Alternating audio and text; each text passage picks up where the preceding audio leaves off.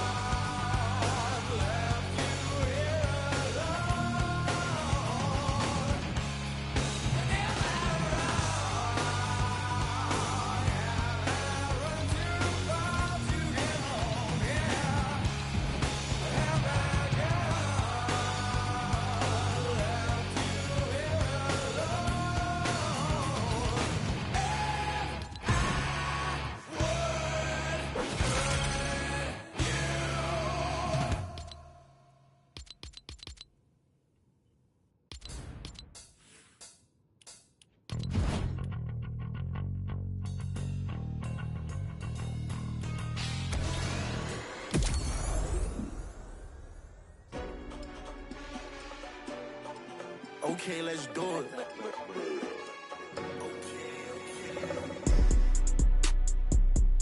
Get some break, what you better do. I've been multiplied on my revenue. Told them I'm 2 steps ahead of you. The mission complete when I say it is. Don't hear too much, I was said to you. Okay, let's do it. It's me as if I feel like.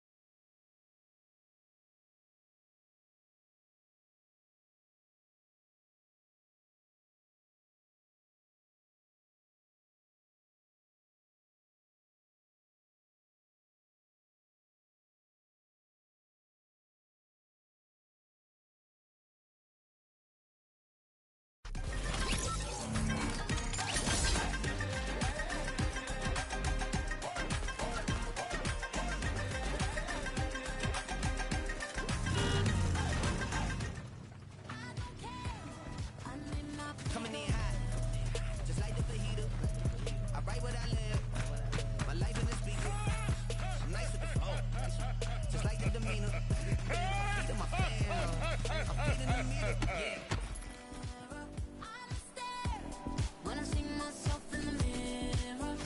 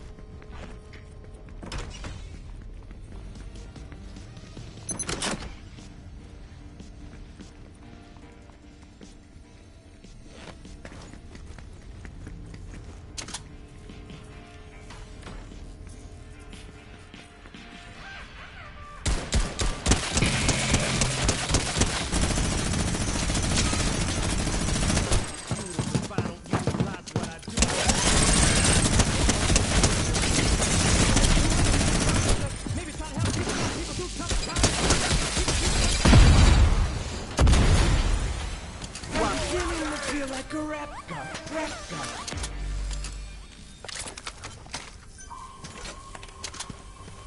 I'm beginning to feel like a rap god. Rap god.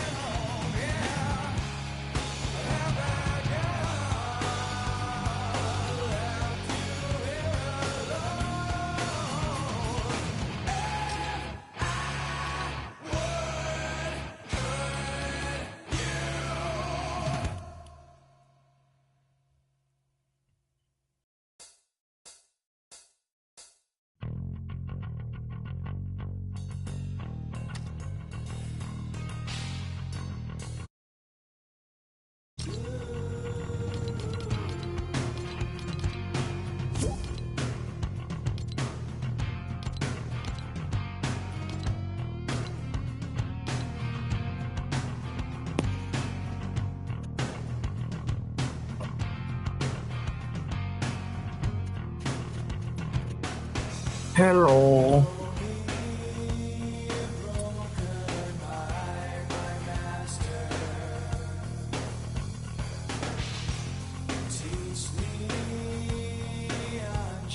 Wrong way.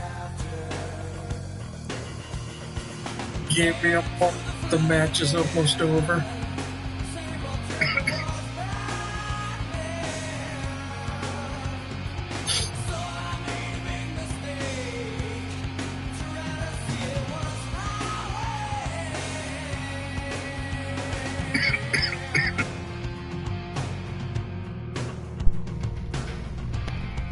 Yo. Hello. Jeez, man, I Can you couldn't hear find me? my headphones for anything. Can you hear me? Yeah, I could hear you. Oh, okay. Yeah, I mean, I wasn't sure. Did you throw me an invite? Because I was about to invite you, and it said join party, and I was like, did you throw me no, one? I didn't just send didn't an invite. Oh. But I didn't mind if you joined or not. I wasn't sure if you were busy. Kind of, but I didn't come on to like team up or anything. I came on to tell you the good news, man. I don't know if you. I got the chick. I put it in. I sent it to you in your PSN messages, but I know you don't really be on it. Like you be on the PC more. So I'm sure you didn't see it, but I got her. Hold on. I'll pull her out. Is it the drop D? No, not. I wish. I still don't see her. Nah, I got her though. Yeah, she was in there, and I actually had the money this time. Oh, you're in the match. You can't see her. Well, I got the Athleisure Assassin. I think I pronounced that right. I don't know. The Leisure Assassin? Yeah, the one I told you I kept trying to get, and every time she was in the freaking store, I couldn't get her. Every single time, it happened twice. She was in there, and I never had enough to get her, but this time I had enough. I jumped all over that. I wasn't even gonna come on here today, but then I remembered how short this season was, and I wanted to hurry up and unlock some more stuff before this shit goes away. Oh yeah, I do have the option to watch. I didn't even see that. I'm over here looking on the side to see if I can find that, and it was right there in front of my face.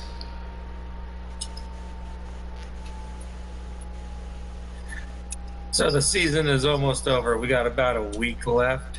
Yeah. I'll be honest, there was one thing I was disappointed by. It was the fact that they didn't offer a lot of remix skins like the OG season did.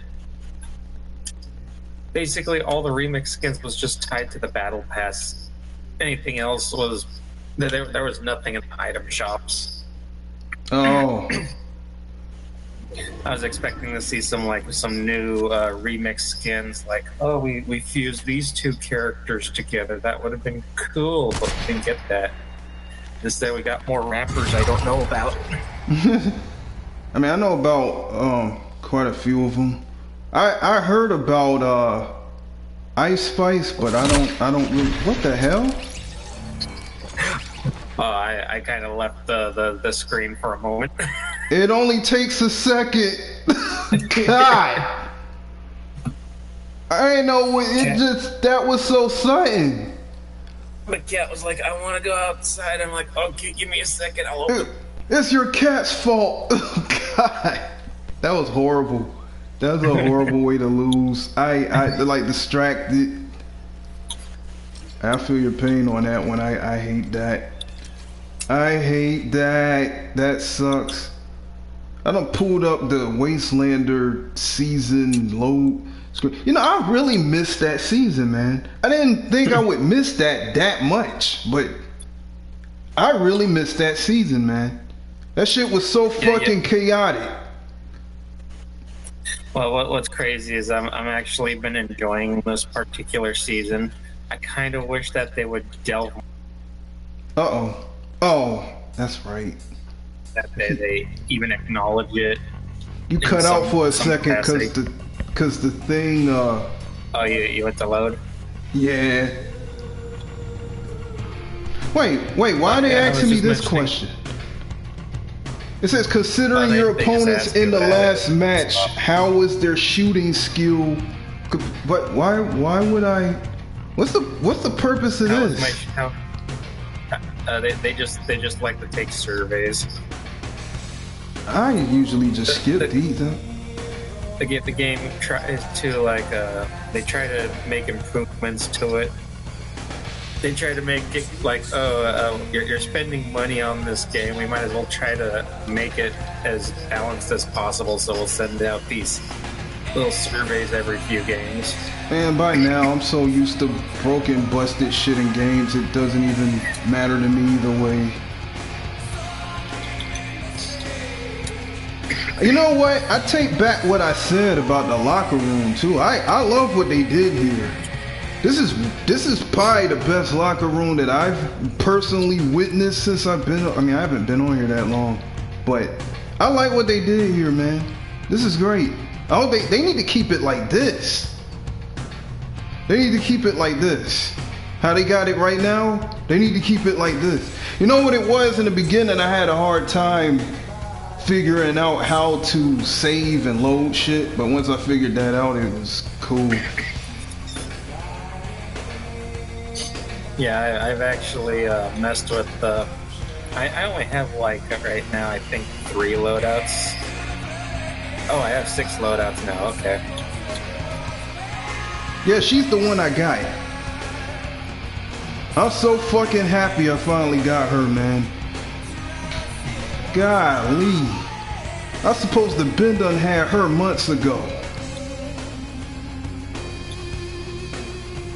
Wait, why's yours got white hair? Oh yeah, she got different variants. This is just the one I happen to get for free. Oh. I mean, I don't really care like that. I was being funny, but no, I'm just happy to have her, man. Shit.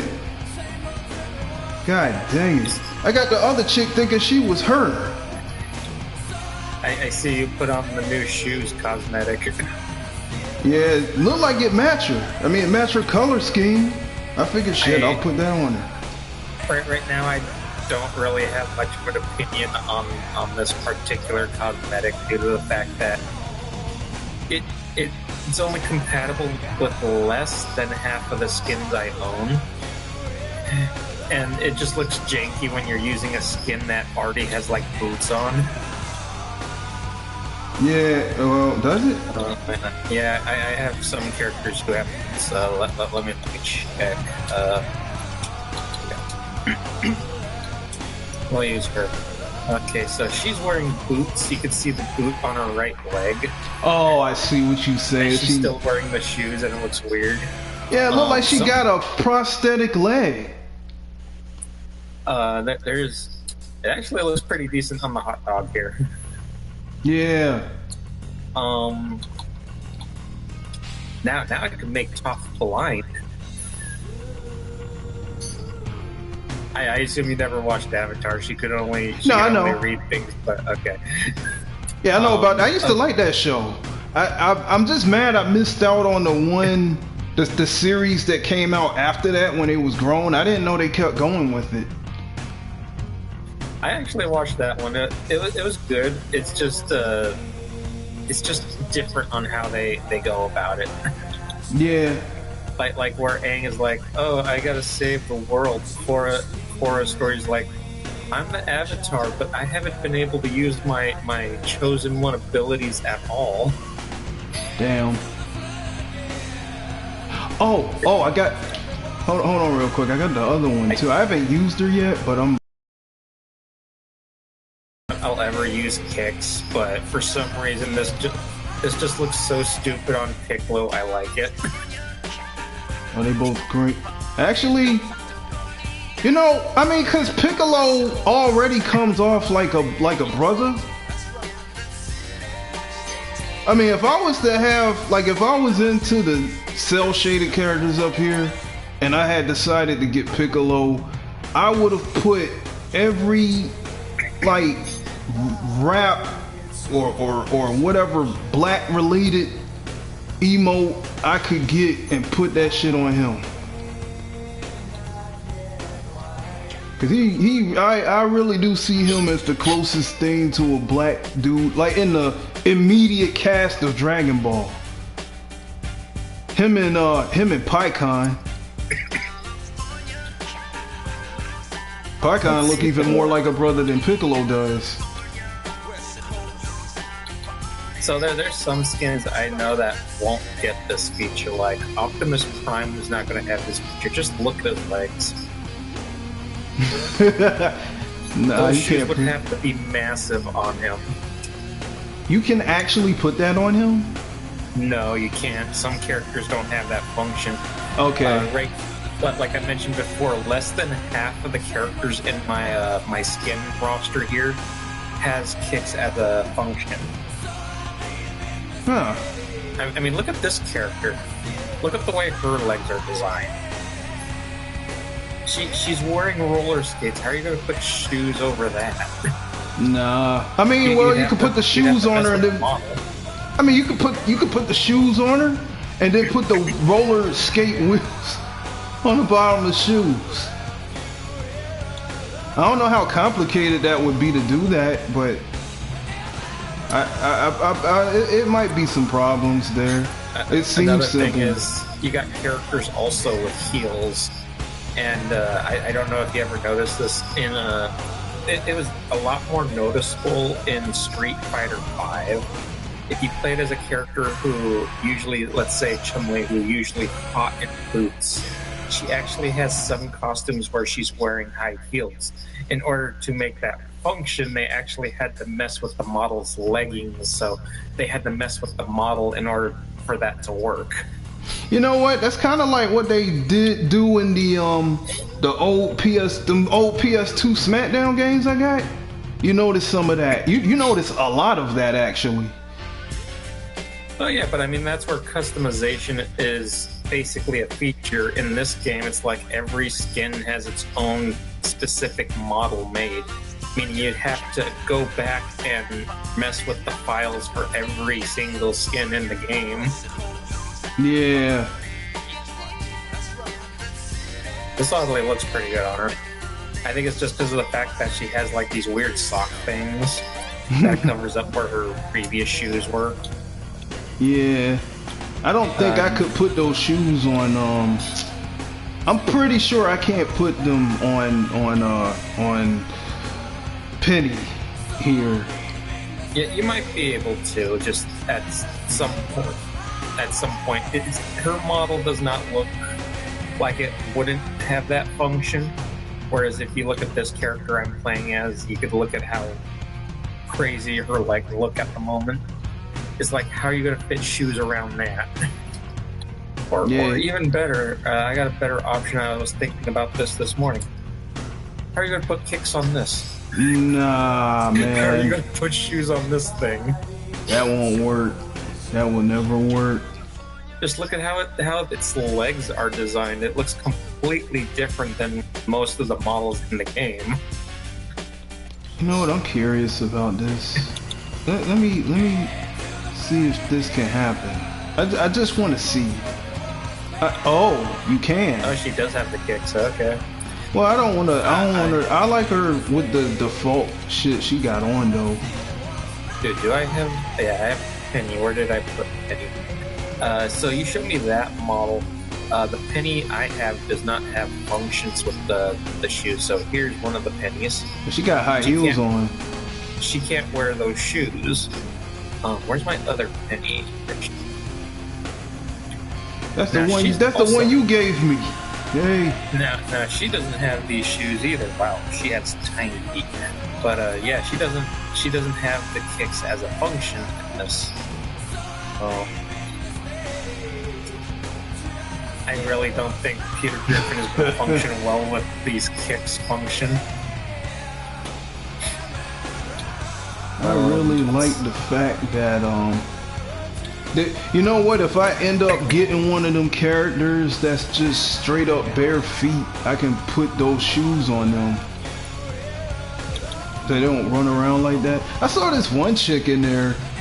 There was 2 of them I seen in the shop a while back. There's this one chick I keep seeing in there a lot. She looked like she's some kind of Is she based off alien of that or something? Die Hard movie? No. Like, I know what you're talking about. She was in there a couple days ago, but there's another one. She looked like she might be some kind of, I don't know, goddess or something, or some kind of evil warlock witch. I don't know what she is, but she just straight bare feet. And I'm like, well, damn.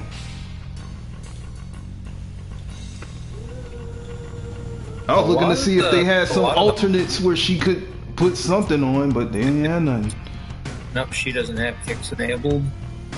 I've noticed a lot of the Marvel skins don't have kicks enabled. Oh, I didn't know that. Alright, so. Oh, wow. I wasn't expecting that. Wow. His shoes got bigger. Yeah. No, the chick I saw in there a couple days ago, I saw her too. I would have gotten her, but again, it's something about barefoot characters, man. I just can't. I was like, no. She actually got foot in her name. I forgot where her name is. A lot of the Greek gods don't wear the shoes, apparently. Oh right. Oh wait, why is he not wearing it? He was wearing it before. Oh, they disabled the function with him. Dang it. Oh, he used to have it? He used to have it. He was wearing it this morning when I was messing with the loadout. Oh. Wow. It looked great on his skinny design, and then it looked terrible when you transformed it to the giant version of him. Yeah. I'm trying to remember the name of that chick that was in the shop, the one I'm talking about. Star Wars also has. What's weird is none of the original trilogy characters have the kicks enabled, but a lot of the sequel trilogy does. Ah. Dang. Oh, they disabled Luke?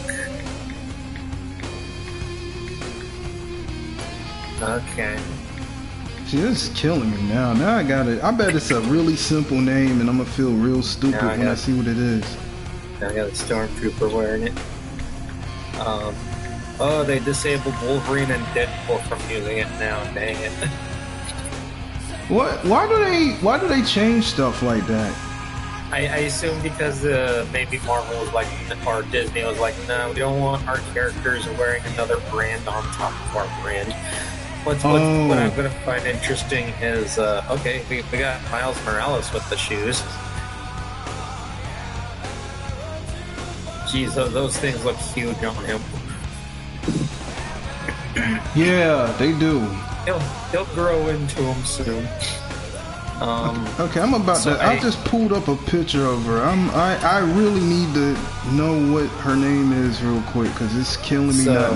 Flatfoot. That's her name, Flatfoot. Okay, yeah, that's actually based off that's actually supposed to be a movie-inspired skin. Because Die Hard, he was like that at the end of the. Man, she even has a gun taped to her back.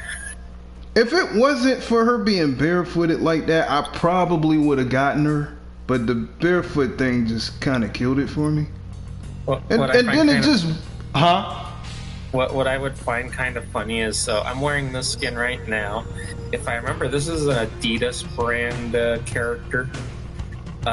If I remember, Adidas also makes shoes. It would be kind of funny if you had like an Adidas character wearing a Nike branded shoe. That would be like having like, oh, you got a Coca-Cola mascot in this game and he's using all the Pepsi emoticons as his loadout. Hey, I got a question. Not trying to harp on the Flatfoot character, but are you able to put the shoes on her?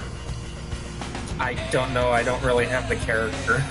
Because I was thinking if I could do that, and I see her in the store again, I might get her and put. But the only thing I'm worried about though is what if I do that, right? And then I'd be cool with it and everything, and then one day they just decide they make it so she can't wear the shoes, and then they take her off, take them off. I think the goal is they want to incorporate the shoes to every single skin possible. It's just they're similar to the Lego. It's just taking forever for them to do it. No.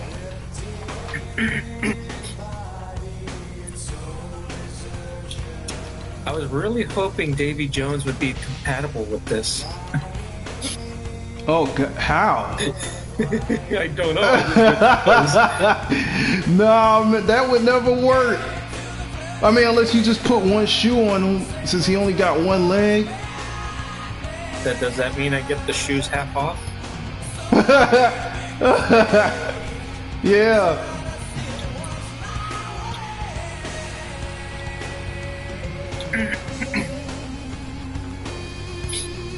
Looks like not a lot of the crew pack skins support this yet.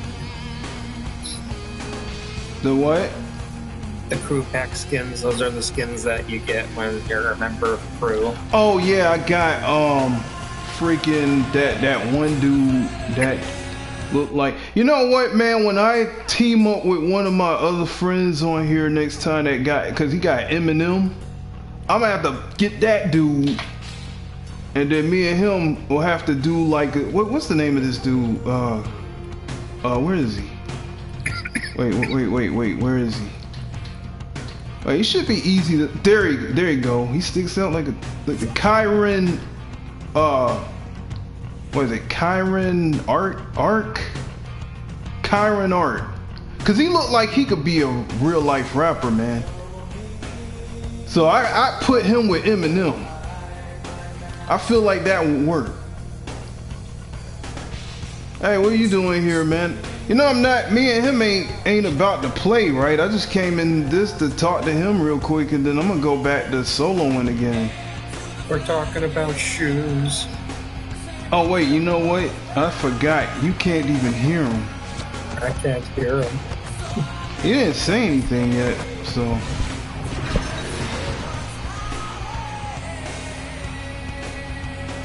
Oh yeah. Try.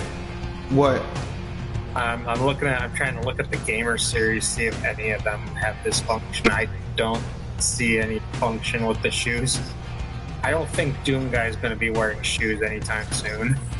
I don't see that.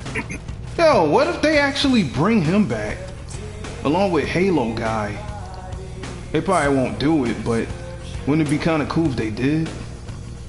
Master Chief I could see coming back. Doom Guy might be more difficult due to the fact he's tied to a battle pass. Yeah. I can see them bringing classic Doom though.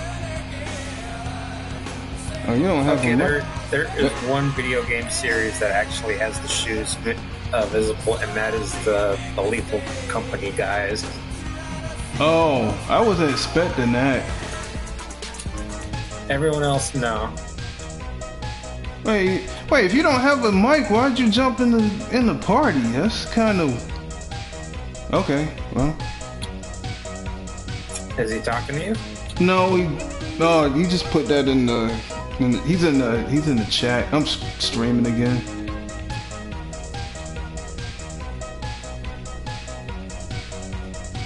Oh, now I remember. You said you have Shredder's Revenge on Steam, right? Yeah. Is that cross-play with console players or no? Is that just its own thing?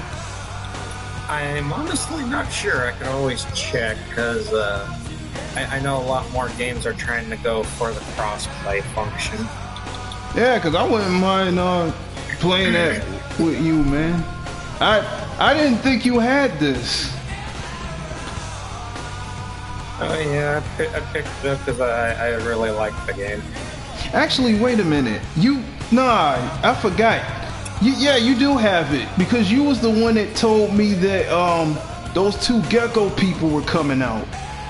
Oh, he said it doesn't have it. Well, damn, that sucks. What? That it don't have it. He just put it in the Fortnite chat. He said Shredder's Revenge don't have. What kind of crap is that, man? Why don't I have crossplay for that? Whatever.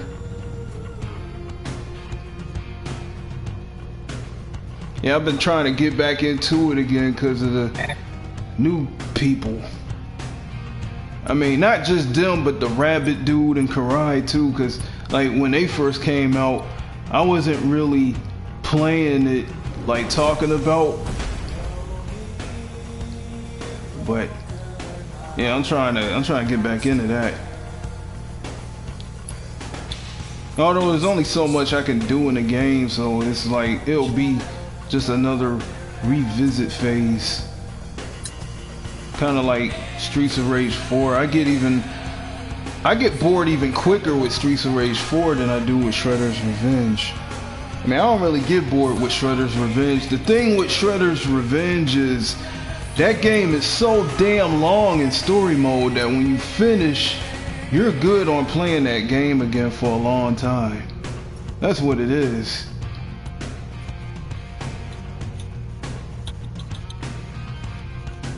I mean, I don't have to play it the whole way through like that, but it's like, it's one of those type games, once you start it, it's difficult to stop, you know?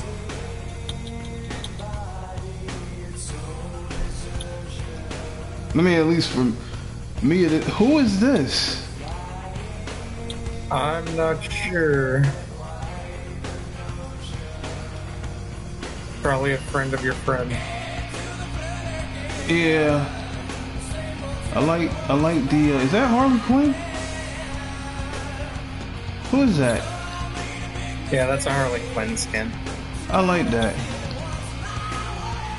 Well, damn, man, I ain't gonna hold you up. And because of me being in here, I think I'm causing your a traffic jam in your thing. It's just like just came out of nowhere, and it's my fault because I jumped in it. Yeah, it's okay. Well, shoot, I'm gonna go back and try to win something. I keep getting close and then dropping the ball on stuff. They always be like that when I play this.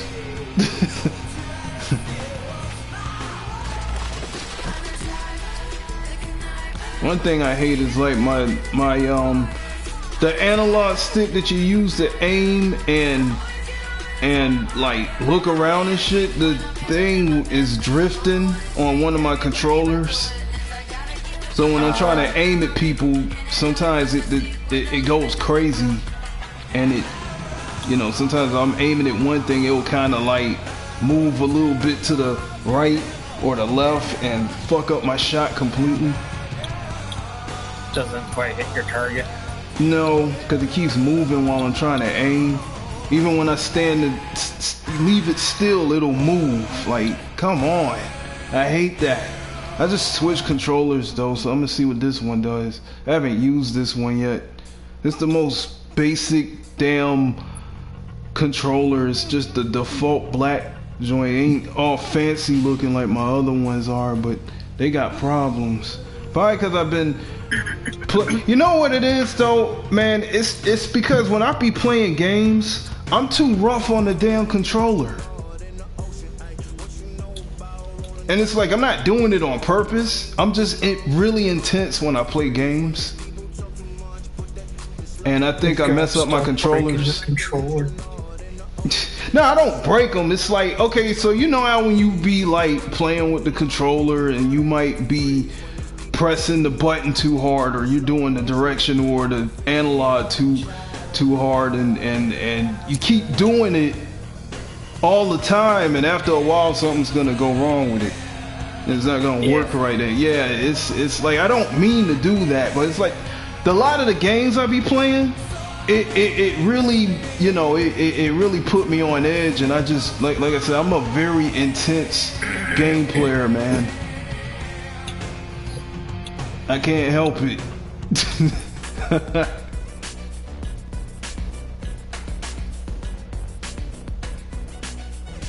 I think the only real games I'm not really intense with is like puzzle games. anything else, man, I'm just in here, just going in on the freaking controller while I'm playing something. I'm kind of leaning all in right now, trying to give this avatar a lot of diamond theme to it. Oh.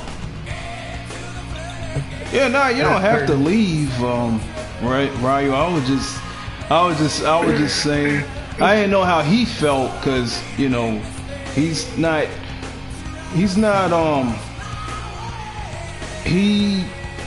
what's the word I'm looking for? He's quieter than me. He's way quieter than me. He's not quite as he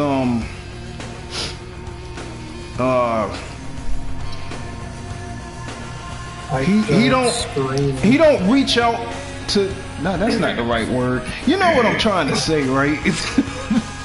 It's not coming out right. It's terrible. He's just, he don't talk to everybody and anybody like I do.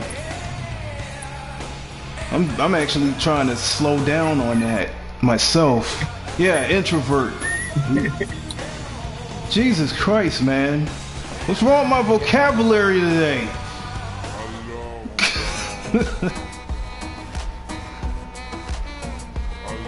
Yeah, he introvert. I'm not quite introvert.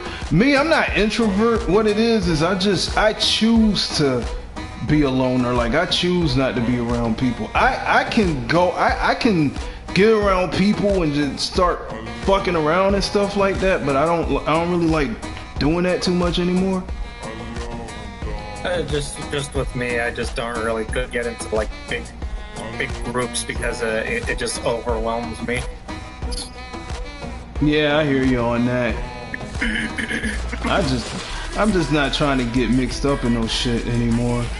You know, it's like the more people you hang around, man, the more likely you are to get in something, or someone else drag you into something that you don't want to be in. You know, so I legit like being by myself. I really do. Most of the time.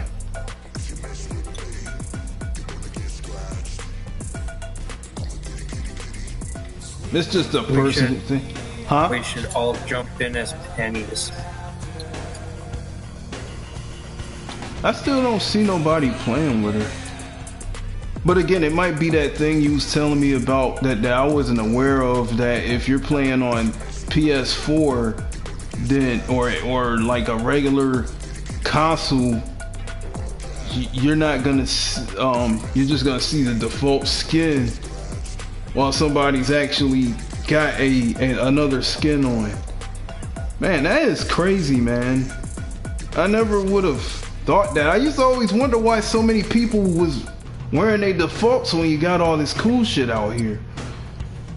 But then again, you do got some people that really do wear their defaults though.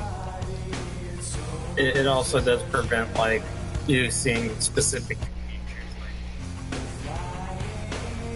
like the Jack Skellington skin I'm wearing here. So on the console you won't see it, but if you get like the PS5 or the recent Xbox, or if you play on PC, if you approach a wall, you could actually see the light projected from your face on it. On the consoles, if you play anything pre-gen, no, you're not going to see that because the consoles are not like, they don't have the stability to do that kind of thing.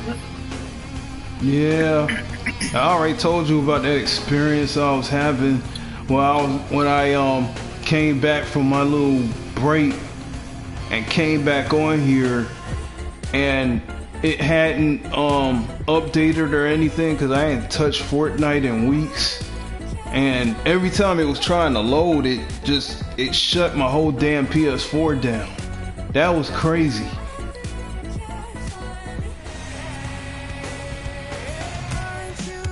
And it kept doing it.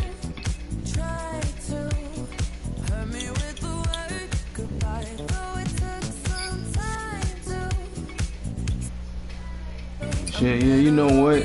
I ain't even gonna deny it. I am a tryhard. I be going in. I be really trying to do stuff. I've embraced the tryhard name. I really did. I'm not ashamed of it either.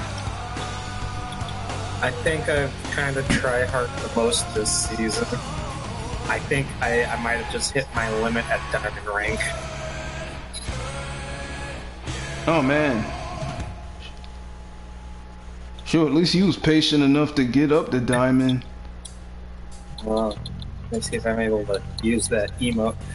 I'm starting to hate the ranked emotes because it's like, oh, you can only use this emote for this particular season. Let's see if I can actually do it. Okay, there we go. Yeah, it's Diamond. Once this season is over, it's going to reset back to bronze. I forgot what rank I'm even at. I think what is it, gold? Gold something, I don't remember. Right now I got the diamond back bling. Well, this season didn't have a diamond pickaxe, so but I did get the diamond record player glider. Yeah. And because this character does have a kind of diamond-ish costume, everything kind of meshes a little better together. Yeah. And I really do like this season's ranked back bling. It's a lot better than any of the other back blings that they offered, which is just a static thing on your back. Huh.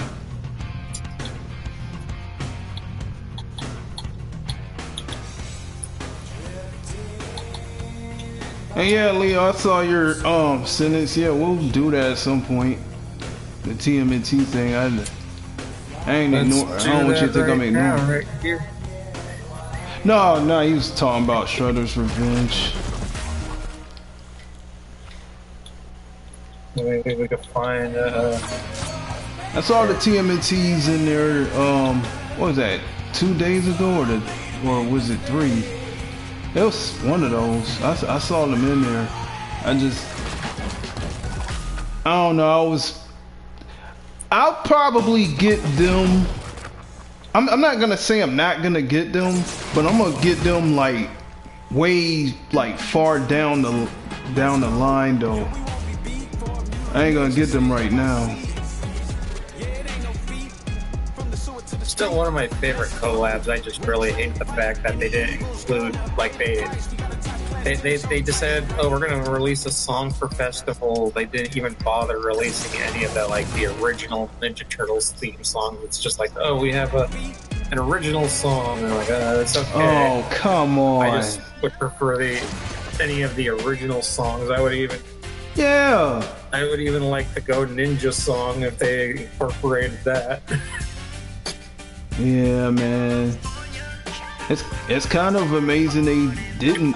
They really don't have any of the TMNT theme songs in this game at all.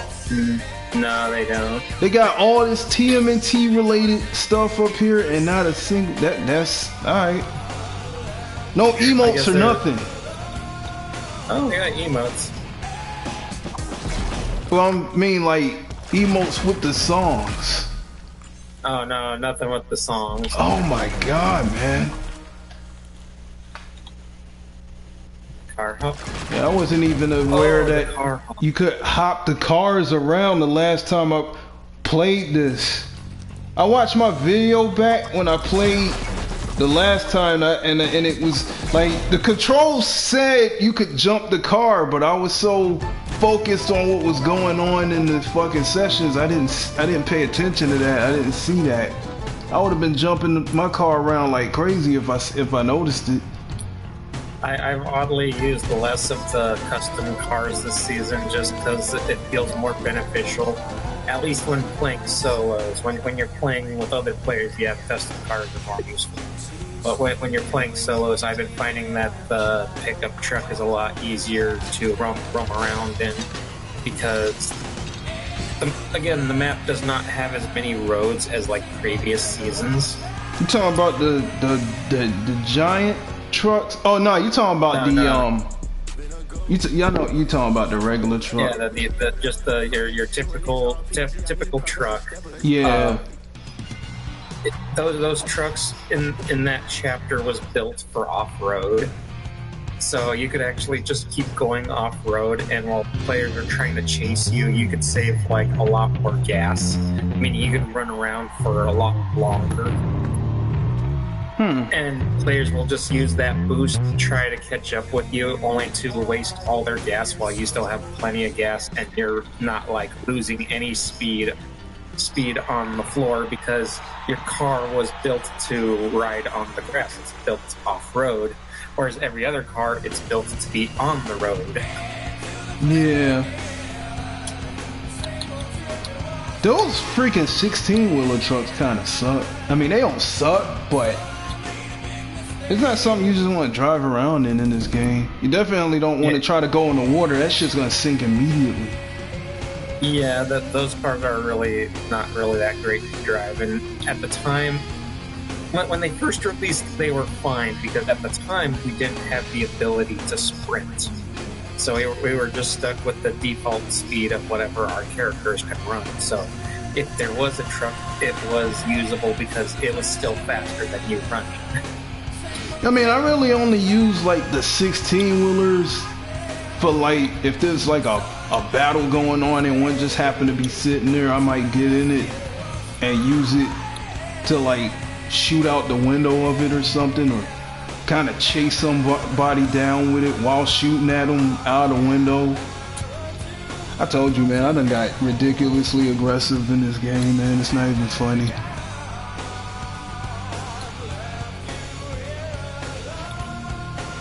Like I'm trying to be some kind of assassin or something. Yo, people be out here trying to assassinate me, goddammit. Oh yeah, the crowns. That's something that happens with every change of the season. Like you got these emotes that are just basically focused on like, oh, this is all based on your rank or how many times you killed someone. But when this next season comes out, everything is reset. Let me see if I can find that emote. I don't I'm really actually know not if even. I know a lot of players here.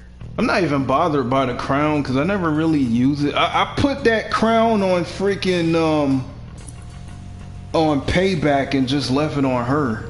I don't even put it on anyone else. But we're talking about the crowns you get when you win. Yeah, that's what I'm talking about. It's not a cosmetic item. No, the emote crown. Oh, that emote. The one that you do Yeah. when you see how many times you won while having it on. So I'm never gonna know how many times I won because I never put it on, and I haven't used Payback in a long ass time. So How and much she did I said, get? yeah, that one. None. I did not get a single crown. Yet I am somehow level 87 and I'm already in diamond rank. Nice. Imagine you're in diamond rank and you didn't get a single crown. Well, I guess that's. I spent most of my time just standing in a bush. Yeah, I spent the door. I can't see his. Oh, he's got 0 to I found out. Yeah, because I found out that the only way that goes up is you have to have it on and win for that to. If you don't and you got it stuck on somebody else while you out here winning with other people, it ain't gonna count. So I feel like there was another emote. So we got the rank llama, we got the crown emote. I swear there was another emote somewhere where it tells you like your rank or how hard you tried in the game. they actually have a try hard meter. They have a try hard meter on here. They got items in this game that have a try hard meter on it. Pretty much. I did not know that was a thing. You actually own one. If you have the Pit Boy back bling, it actually tells you how many people you killed in that round. Wait, what? Wait, you talking about that? Wait, let me look. Let me look. I think you and me did talk about that. It was during the Wastelander season. Wasteland. Wait a minute. Oh, It was part of the Fallout. Oh yeah. Okay, yeah. I thought you was talking about the other thing because there is something with the. Wait, where is it? Right here. Trackers tally. I think that was what you was telling me about. Yeah. A lot of the FNC stuff. Basically, there's two sets of backbling that they usually come out with. One is just this little standardized, like, little badge thing that you can put on your back. And the other one is usually like a number tracker to tell you how many players that you took out during that season. Oh, I got one right here. Oh, I lost it. Oh, yo, what's up, Midnight? Yeah, they did do the turtles wrong up here. They did do the turtles wrong. He's referring to the I think he put that in there when we was talking about the turtles being in the game and how they didn't incorporate none of their theme music in here in this game at all.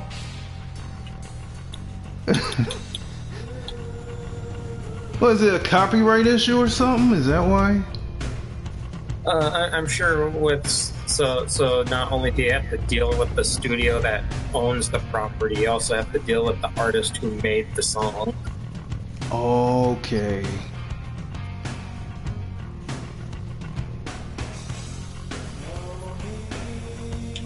I'm sure what happened is probably Epic blew all their budget getting as many characters in the game as possible, as many items and weapons as possible. Mission accomplished. They still throwing new stuff in the game. I mentioned this before. My friends always find it baffling whenever I say this. I do not like what they did with Chun-Li. I think the only character they did well was Sakura, because she actually at least looks like Sakura, whereas everyone else looks like someone else cosplaying as the characters that they're based on. Man, yeah, now that you say it like that, that kind of kills the illusion a little bit, doesn't it? Because yes, they say, oh, but you're always looking at the character from behind, and I'm like, yes, but I mean the fact that I know that Chun-Li has like a baby face kind of bothers me. Yeah, it kind of bothered me too. I wish her face was a little more, little bit meaner, like in the actual games that she came from. I kind of do wish this costume was in a Street Fighter game. This was one of the most random things I've seen for Blanca.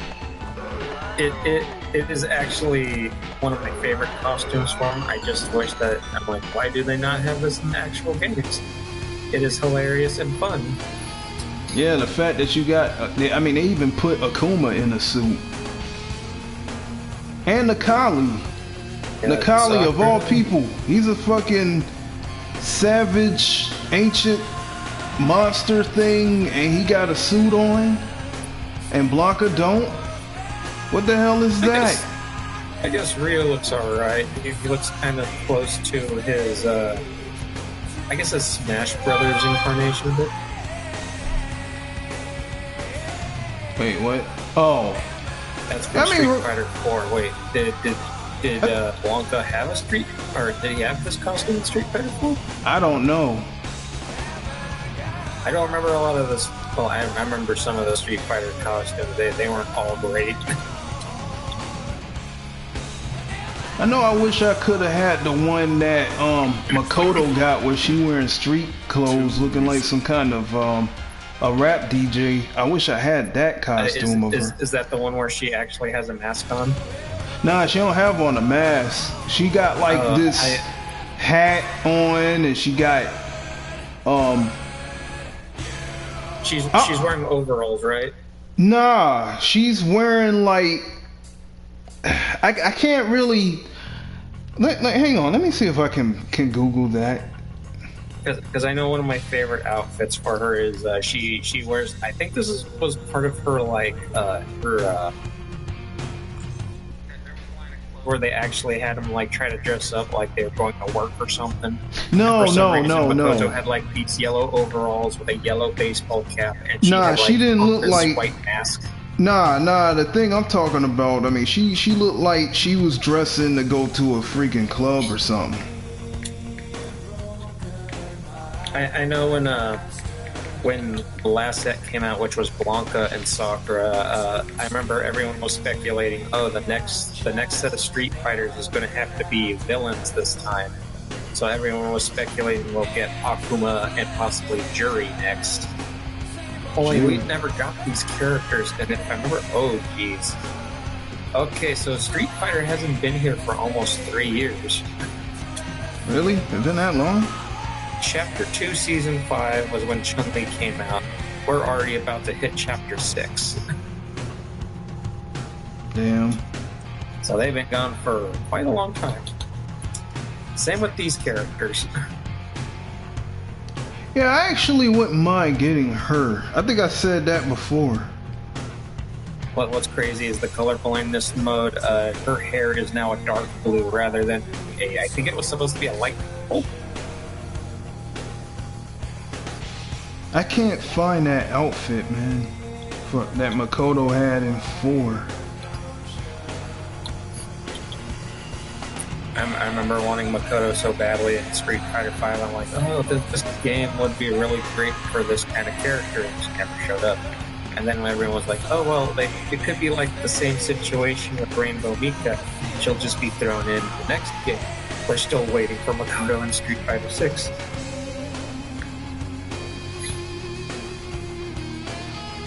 Yeah, my favorite thing about the Street Fighter collab in Fortnite is literally the best thing about it is the backbling. So specifically the arcade machine on my back here. Oh yeah, that. Because the way the arcade machine functions, when you're playing in the game, it not only reacts to like you getting shot at, when you get a kill, or when you're getting hit by the storm. It also reacts to the way you touch your controller. If you're moving the analog stick on the back bling will also move in the same directions that you're moving it in. If you push any of the buttons that like the A, B, X, Y, it'll also push the buttons on the arcade machine itself. And I'm like, wow, that is very, very interactive there. Oh, you know what? You're right. She is wearing overalls. I didn't realize those were overalls. I just found the outfit. I think the outfit is supposed to be like, I guess she mentions that she's a what do you call it? She likes working with her hands. I guess she likes to do what did they call it? Construction work. She likes doing construction work. I didn't realize that was work clothes. It looked like you know what it is, because I saw somebody streaming themselves playing with her, and they had her colors in a way to where it looked the way the colors were on the outfit. It looked like club clothes, because there was all these funky ass colors on them. Like they alternated the colors on the outfit to make it look like that. Honestly, I do feel like, when it comes to Makoto, she does look like she would be a farmer type character, or someone who would do like a lot more, I guess you call it blue collar work? I think it's blue collar. Yeah, I think it's blue collar work. So she's someone who prefers to work physically at a job rather than being stuck behind a desk doing a job. Yeah.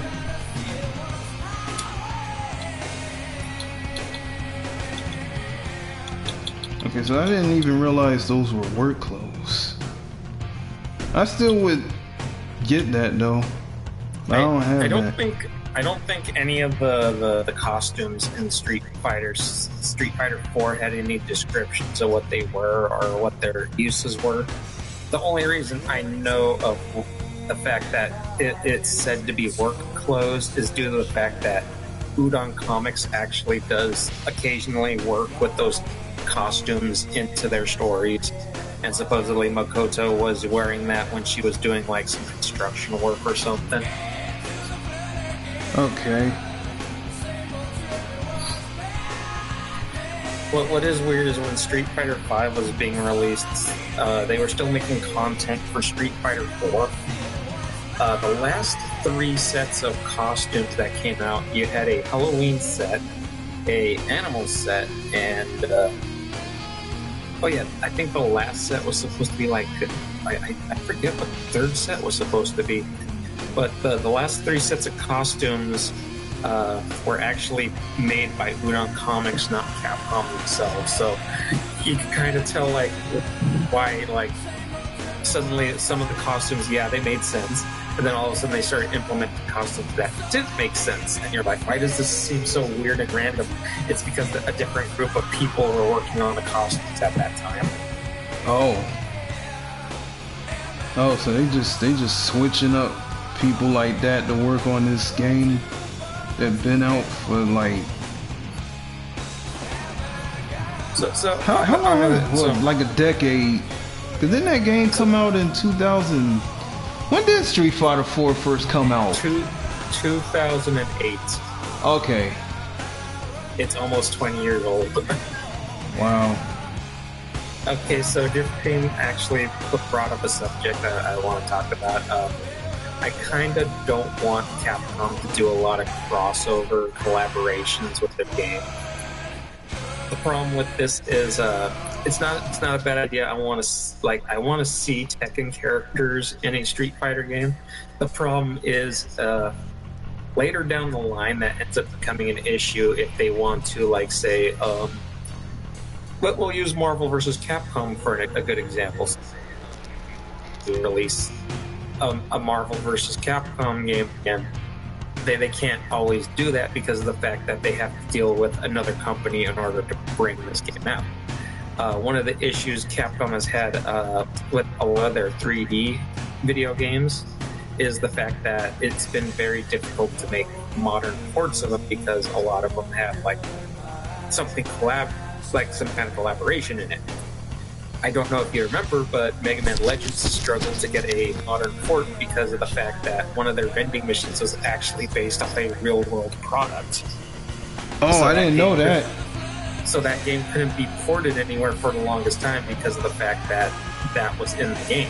I mean, all they had to do was, because, I mean, you have a lot of games that be changing stuff that... Oh, okay, take Sonic 3, for instance. You know how when they re-release it on stuff now, they changed the music to the last 3 stages of the game to some whack ass sounding like corny ass shit. I know that was actually an issue with the Budokai series when they decided, we made a Dragon Ball Budokai collection. It's weird that you call it a collection when it's literally just 2 games. You just leave out the second game for some reason. But what happened was that they made a Budokai collection which had the first game and the 3rd game, and everyone was so upset about the 3rd game because of the fact that they had to remove a lot of the music in that game due to the fact that the music artist who made those soundtracks ended up getting sued by another record company because they found out that this guy actually just took a bunch of existing artwork and just put it in this game. Damn. And you said they didn't even have Budokai 2 in that thing? Just 1 and 3, just skip right the fuck Budokai over 2. And I think the reason is because not a lot of people liked the second game because everyone was... If you remember the second game, it was basically... well, it did kind of feel like a board game on the map screen, but that's kind of like one of the things that kind of intrigued me about that one. Then it had like a bunch of what-if scenarios mixed in with shit that actually happened. I thought that was interesting. And then fucking Majin Buu actually absorbs Cell and Frieza and turned into some shit he never fucking turned into in the show. I kind of wish they kept that feature in the later games. Yeah. I know. I noticed that Drift mentioned the Street Fighter X Tech, and that's actually a game I really liked. I know one of the problems I'm having right now is I could only play that game on my Xbox 360. They actually sell it. Well, they don't sell it on Steam. It's on the Steam shop, but for some reason it's blacked out saying we have this game on the shop. You could purchase the DLC, but you can't purchase the game itself. And that, I feel like that's one of the issues when you do a collaboration in these games. I know one thing I've noticed is I've never seen Warner Brothers sell any of their past Mortal Kombat games. I have not seen Mortal Kombat 9 ported anywhere. I have not seen 10 ported anywhere. Damn. Right now, you can only purchase the recent Mortal Kombat. If you want to find any of the other Mortal Kombats, you've got to find it at a used game store. You can't find it in any digital store sometimes.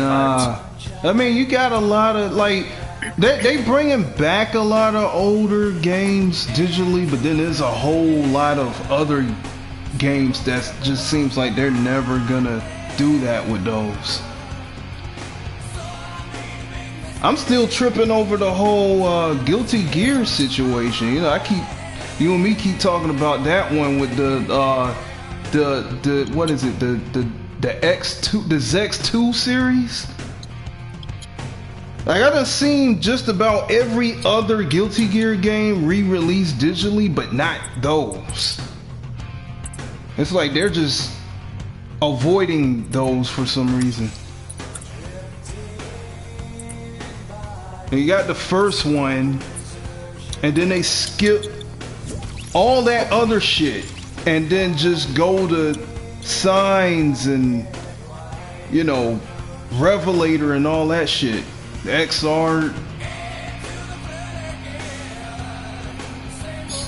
And then, of course, the new one, you know, Strive. I've been playing a lot of that one recently. Yeah, Dizzy came back. That's cool. A lot of the Arc System games I've been playing a lot more of recently than I've been playing any of the other fighting games. And I think it's just because I like what Arc System Works does with their characters. Yeah, I like what they do with their games. My most played game right now is Dragon Ball FighterZ. The second most played game that's a fighting game I've been playing recently is Strive itself. And Street Fighter 6 is just barely staying as my my third most played fighting game at the moment. I think it's just the fact that everything is just kind of being pulled out very slowly. Yeah. I'm still waiting for some more characters to fill the roster space and that before I go back to it again. I'm still messing with 5. People be like, "What? You still playing Street Fighter 5?" Hey, I like what they did with it.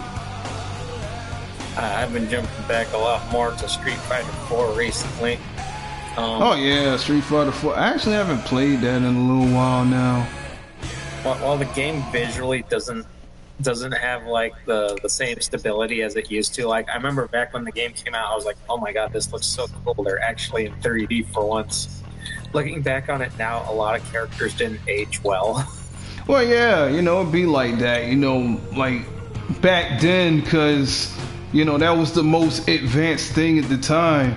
And then you have a whole bunch of better shit coming out later, so when you revisit some of the older stuff that used to look mind-blowing back then, it doesn't look all that anymore.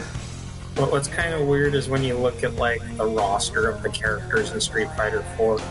I'll use look at like say Ryu and Chun-Li from like that's the earliest versions of the characters in that game, and then you look at characters like, let's say, we'll use Rolento and Elena. When you look at the models of like all 4 of these characters, you'll notice like Rolento and Elena, it's like a more refined design of the models of the characters that they wanted for Street Fighter.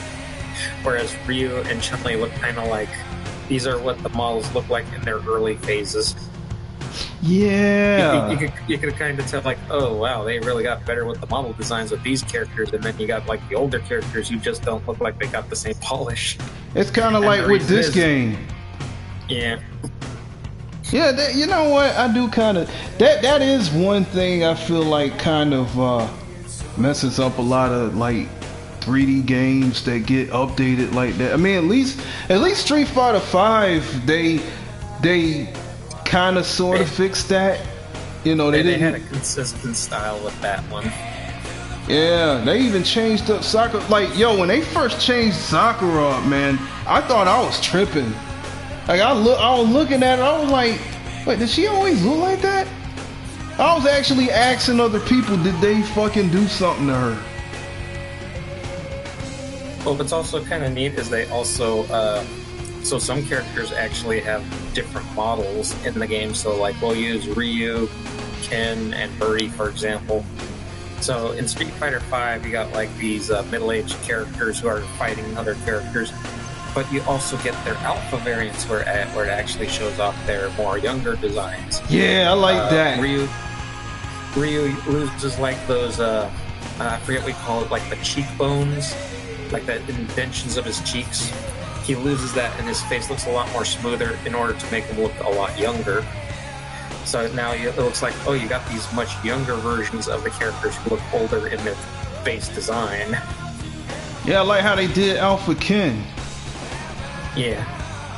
Even more dramatic is when you go to Birdie, where he's like, he's kind of like this overweight guy, and then all of a sudden there's one loadout where it's literally his classic alpha costume, where now he's like this big beefed up guy. Chiseled, and you're like, oh my yeah. god, he's a completely different looking character. That's what he looked like in the alpha games. He used to be jacked, and then I guess he let himself go later on, but I mean, yeah, see, it's stuff like that, and you know, like I said, a lot of people, you know, really shitted on Street Fighter 5, but there's a lot of good that they did with that. With Street Fighter 5, all the models are actually fine. What I do find interesting is you could kind of tell who's an older character and who's a newer character by the way they're animated now. Because, like, if you go with Ryu, he kind of has like one stance, and when you do a punch, he punches, and then he goes back to his base fighting form. Whereas when you compare him to, say, like Sakura, she's a more energetic character, so she's bouncing around a lot. But when she does a punch, she does a pose, and then she goes back into her stance. And that's a really new thing I've noticed with the newer characters. Like, they don't just do like a standard kick or punch. They do a punch or a kick. They'll do a pose, and then they'll go back into their stance. So, well, like, I mean, I don't know. I feel like that's probably more of like a character thing, because you know, you got certain characters that got more charisma than others. I mean, Ryu's not the type of character that's just gonna be. He's as plain as they get, as like personality wise, and then Sakura, she's all charismatic and spunky and hyper. I mean, yeah, maybe Ryu was the worst one to choose, but if I had to say, maybe we could say Ken instead. Cause Ken actually got a little bit of swagger to him, though. Like, when he does certain things, he kind of do a little bit of a little movement dance thing or something, and then go back into it or something. Or he's kind of a little flashy with it. A lot of the base characters, I remember when I played it, a lot of the base characters do not have like that flourish animation after they do a specific move. When Ken does a hard punch, he just goes back into his neutral stance. Whereas when Sakura, when she does a hard punch, she'll like flex her arm and then go back into her neutral stance. You know what I'm thinking about? You know what I'm thinking about with Ken? When he's standing still and he's just dancing around and hopping. I think that's what I'm thinking about with him. Yeah, that's more of his neutral stance. He's always doing that. I think the term I'm actually looking for is called follow-up animation. Okay. Which, after a character does a specific command that you put in, they'll do a little animation before going back into their neutral stance. And the thing about these follow-up animations, they could be canceled at any time.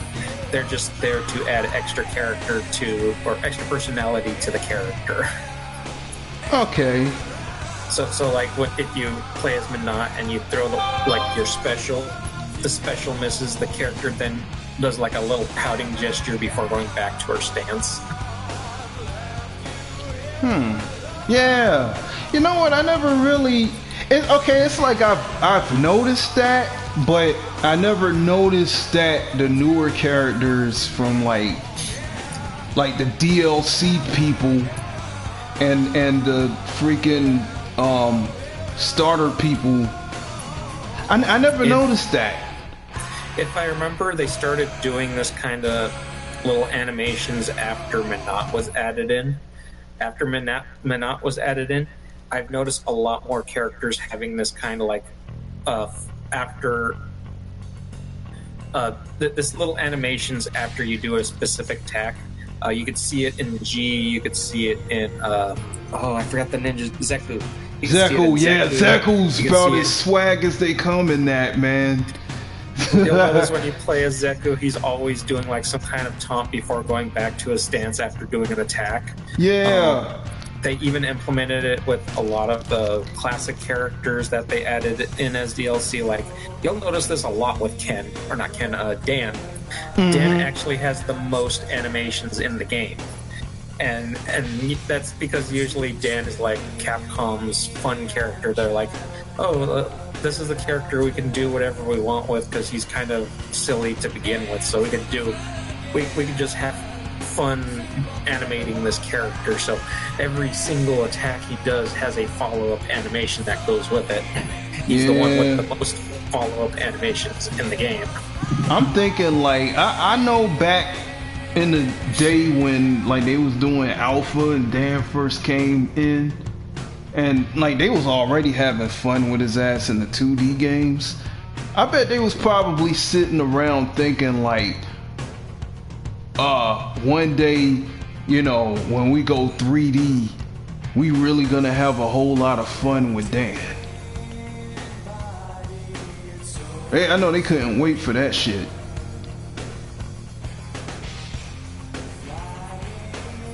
I mean, look at what they did with him in 4. I'm curious. So I played a lot of Street Fighter 6 when it came out. I do notice a lot of the things that they did in Street Fighter 5 towards the tail end of it, they implemented it into Street Fighter 6's characters. Ryu now has he does have follow-up animations after an attack, which can also be canceled if you want to do that. Like if you want the character to not do a little taunt or something after hitting the opponent, you can do that. I'm just curious to see what exactly they'll try to add to the game to make it like look more detailed than it did before. Because with Street Fighter 4, you notice like they finally polished up their model designs in this game when it came to the last set of DLC. With Street Fighter 5, you notice they did a lot more polishing with the animations towards the tail end of the game's lifespan. So I'm curious what exactly will evolve with Street Fighter 6. Yeah, because 6 already looks pretty damn good early on. So but what's crazy is Street Fighter 6, I think, is the one game that has like it's the one Street Fighter game where like you have a base roster and literally almost every single character is likable in some way. Because I remember when Street Fighter 4 came out, everyone was like, I don't really care for these new characters. They look like they came from a KOF game. And then we had Street Fighter 5, and they're like, the only good character is Fong, and that's only because he's the only character who has a backstory. Was he? He literally was the only one who had like any clear direction of what Capcom wanted to do narratively. Gameplay-wise, I don't think anyone cared to play as him, but he wasn't really built to be a playable character. He was more there just to be the joke character.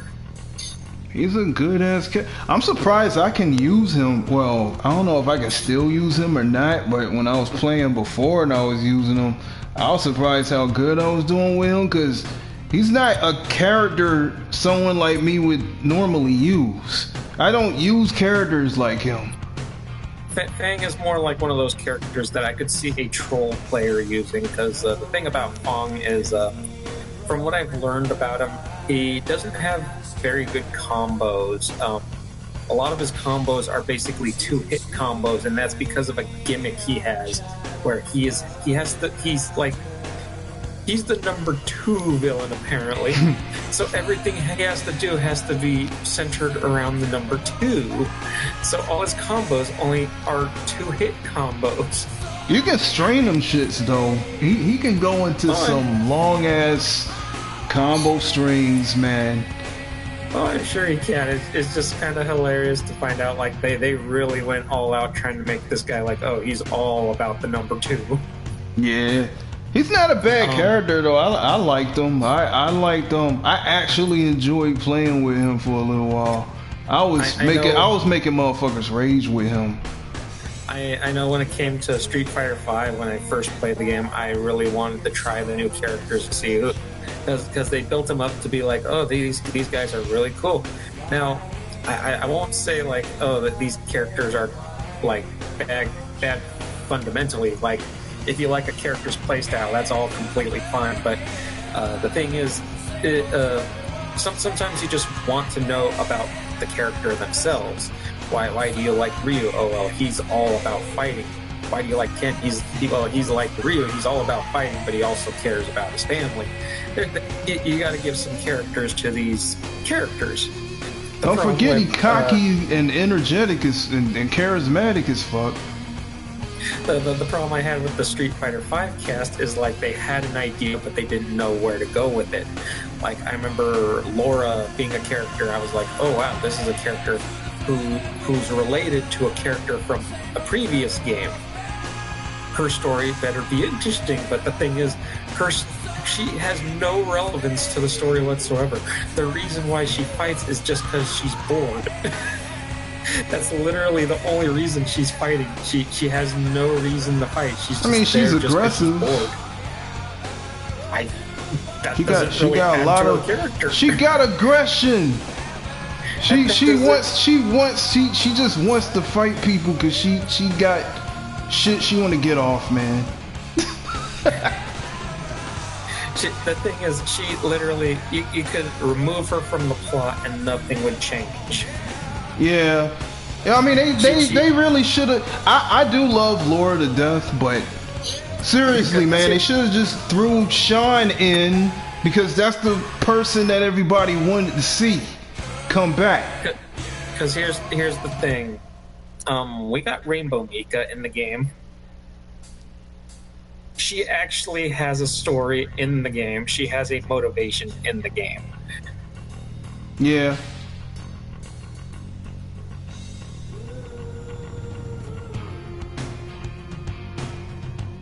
Are you still there? Oh, what the hell just happened? Yo.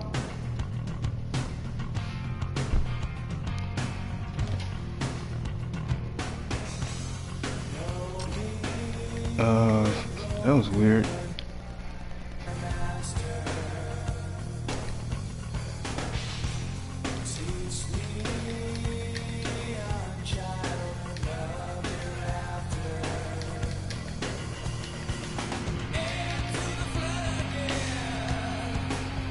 Oh yeah. Hey, maybe my mic.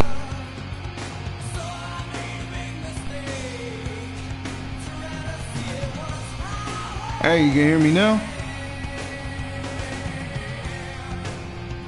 Oh man, come on.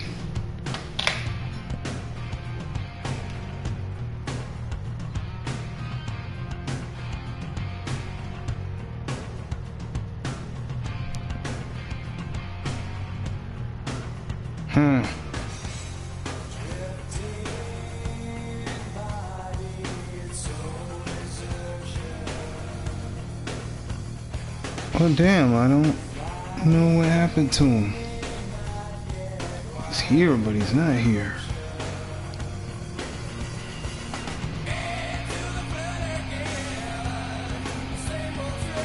Oh wait. Are you back? What the hell is wrong with this thing?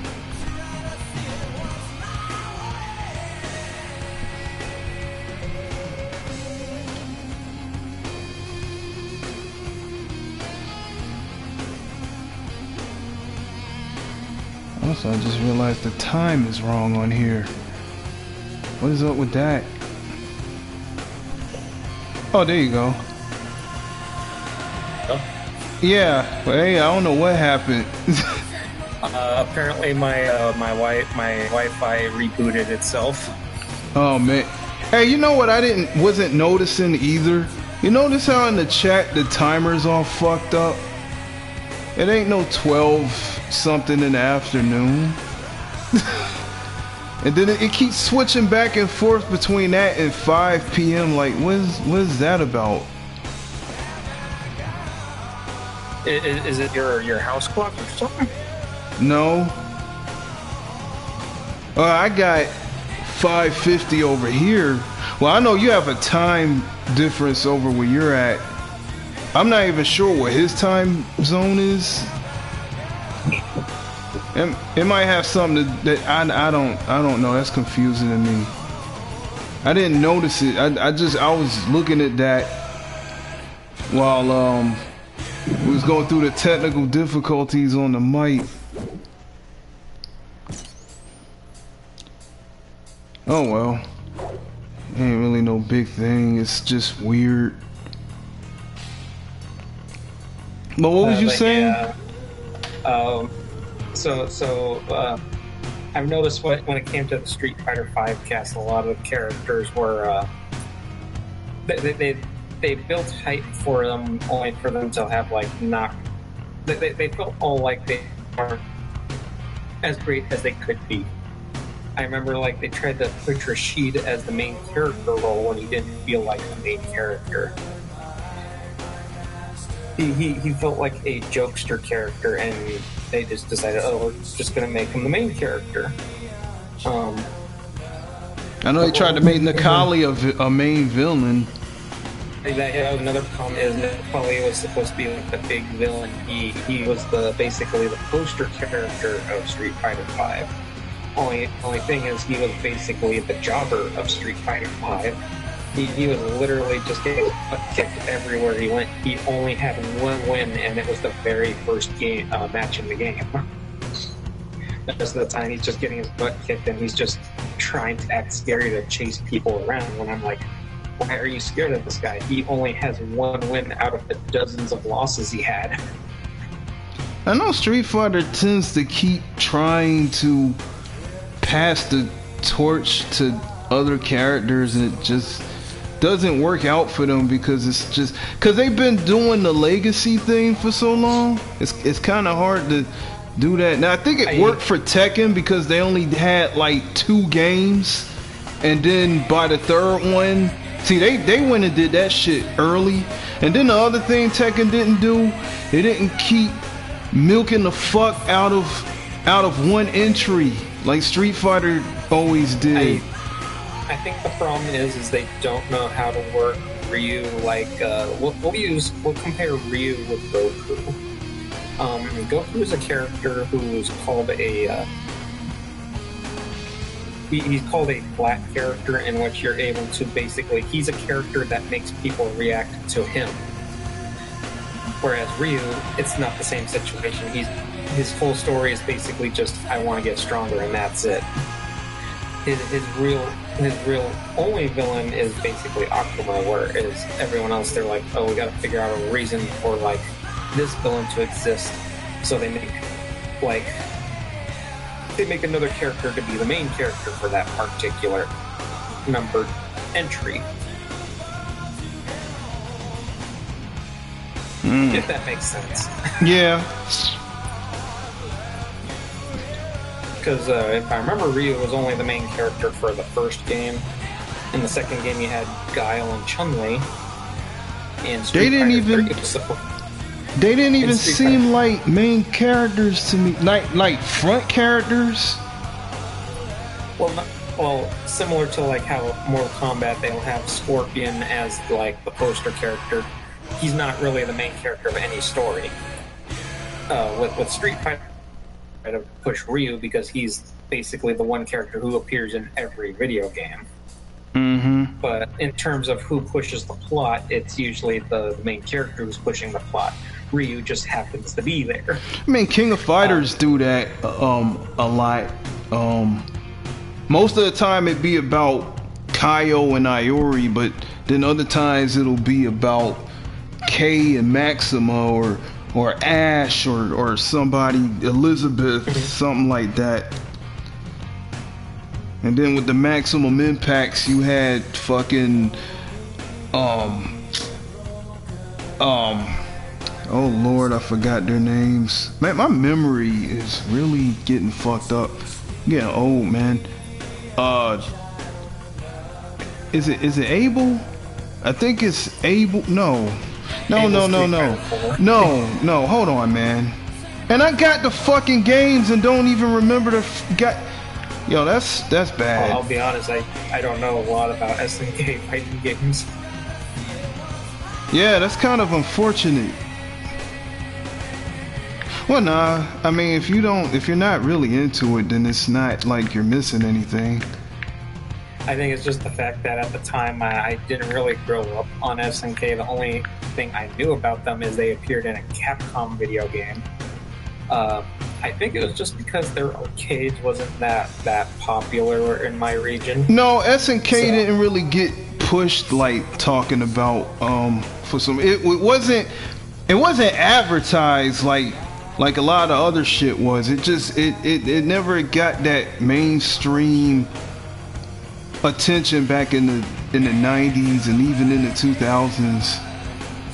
It wouldn't be until like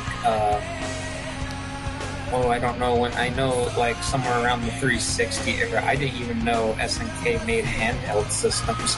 I didn't even know they made consoles. Yeah, they had like. Did you ever used to go to arcades a lot back in the 90s or nah? Oh yeah, I went to the arcades a lot in the 90s. It's just you ever saw those Neo Geo machines in there that had like 5-6 games on them and shit? And it'd be like 50 cents to like $1 to play a game. Yeah. Were those just the consoles disguised in a cabinet? Yeah. Well, yeah, they did have to. I never saw the system because that bitch. I think only rich kids had that shit.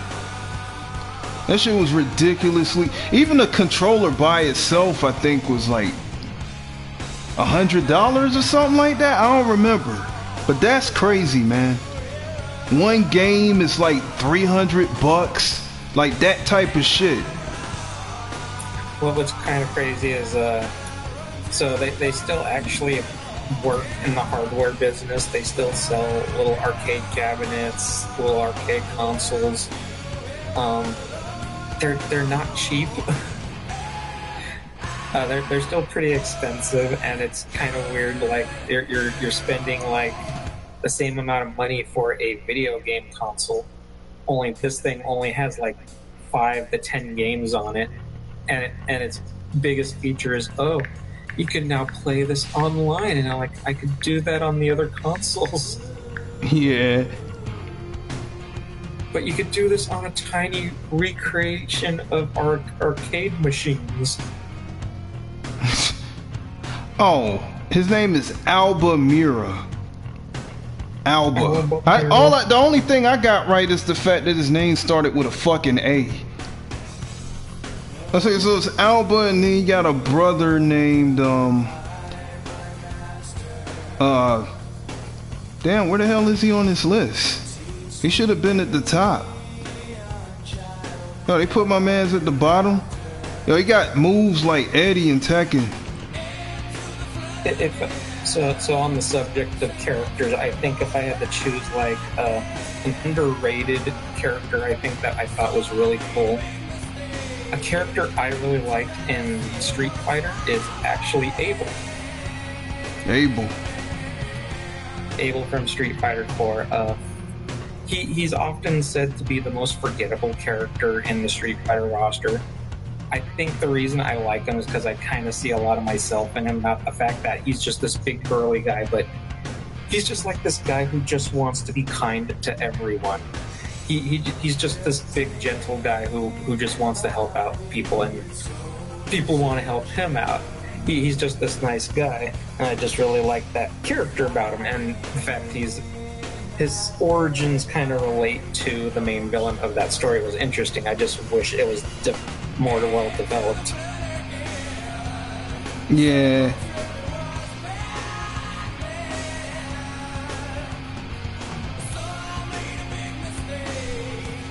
Oh yeah, tonight I think they're supposed to be adding more shoes into the item shop.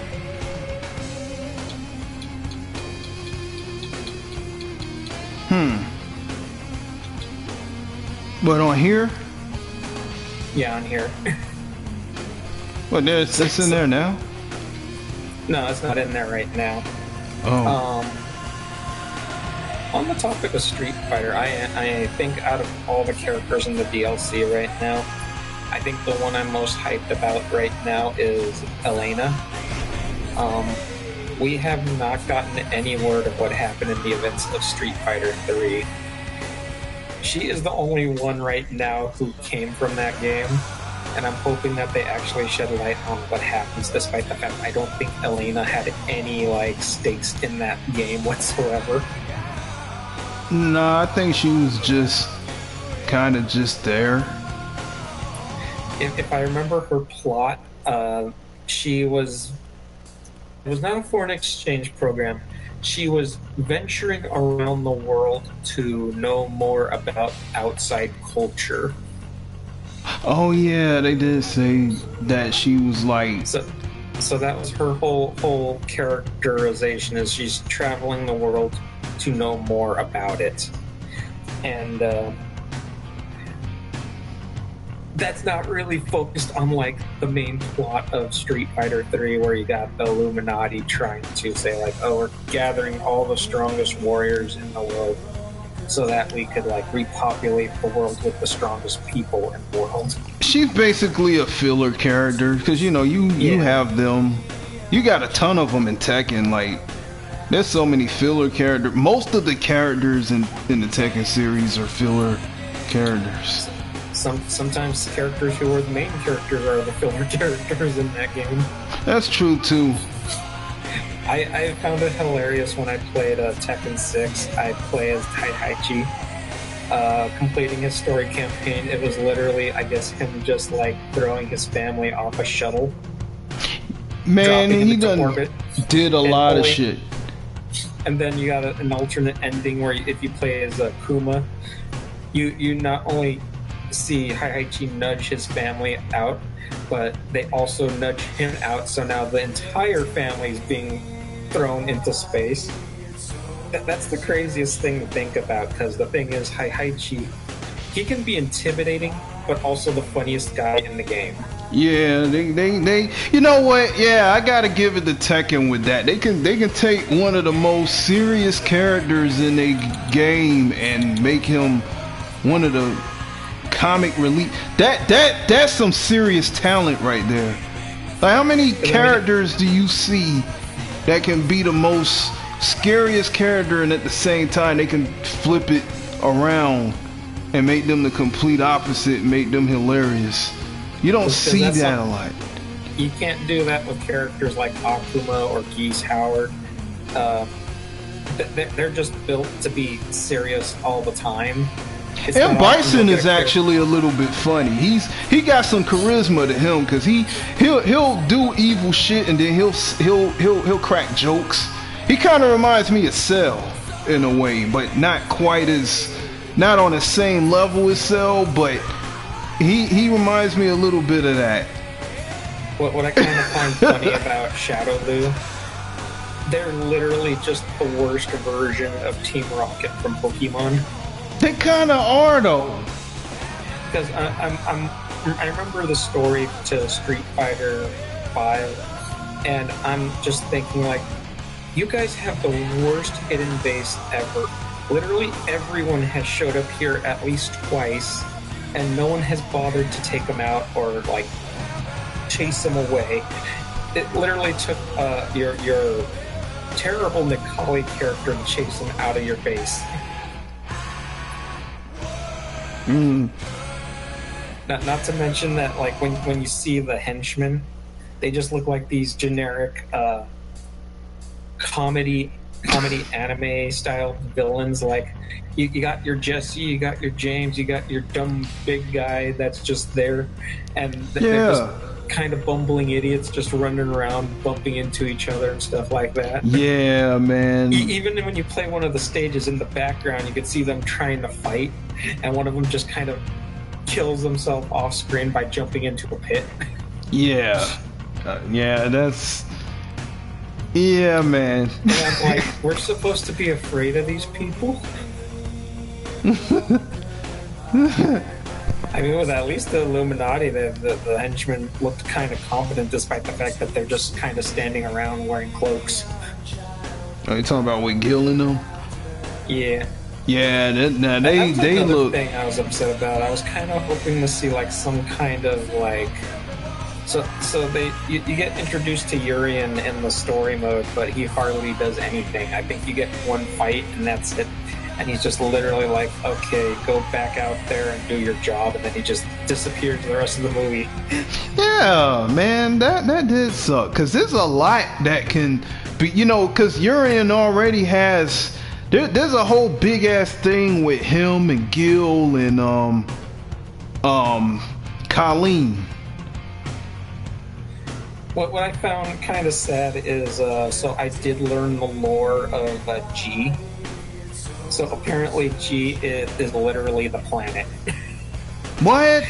G is literally the embodiment of the planet, and he's stating like, oh yeah, the world's gonna end soon.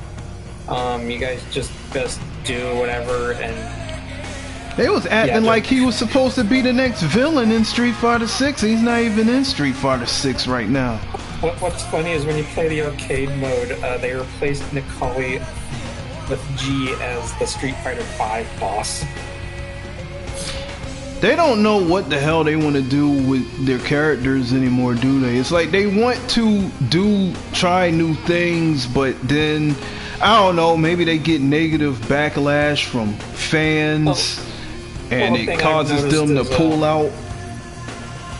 I feel like the problem Street Fighter has is possibly the fact that they're afraid to try anything new. I kind of blame. Can you blame Fighter. them?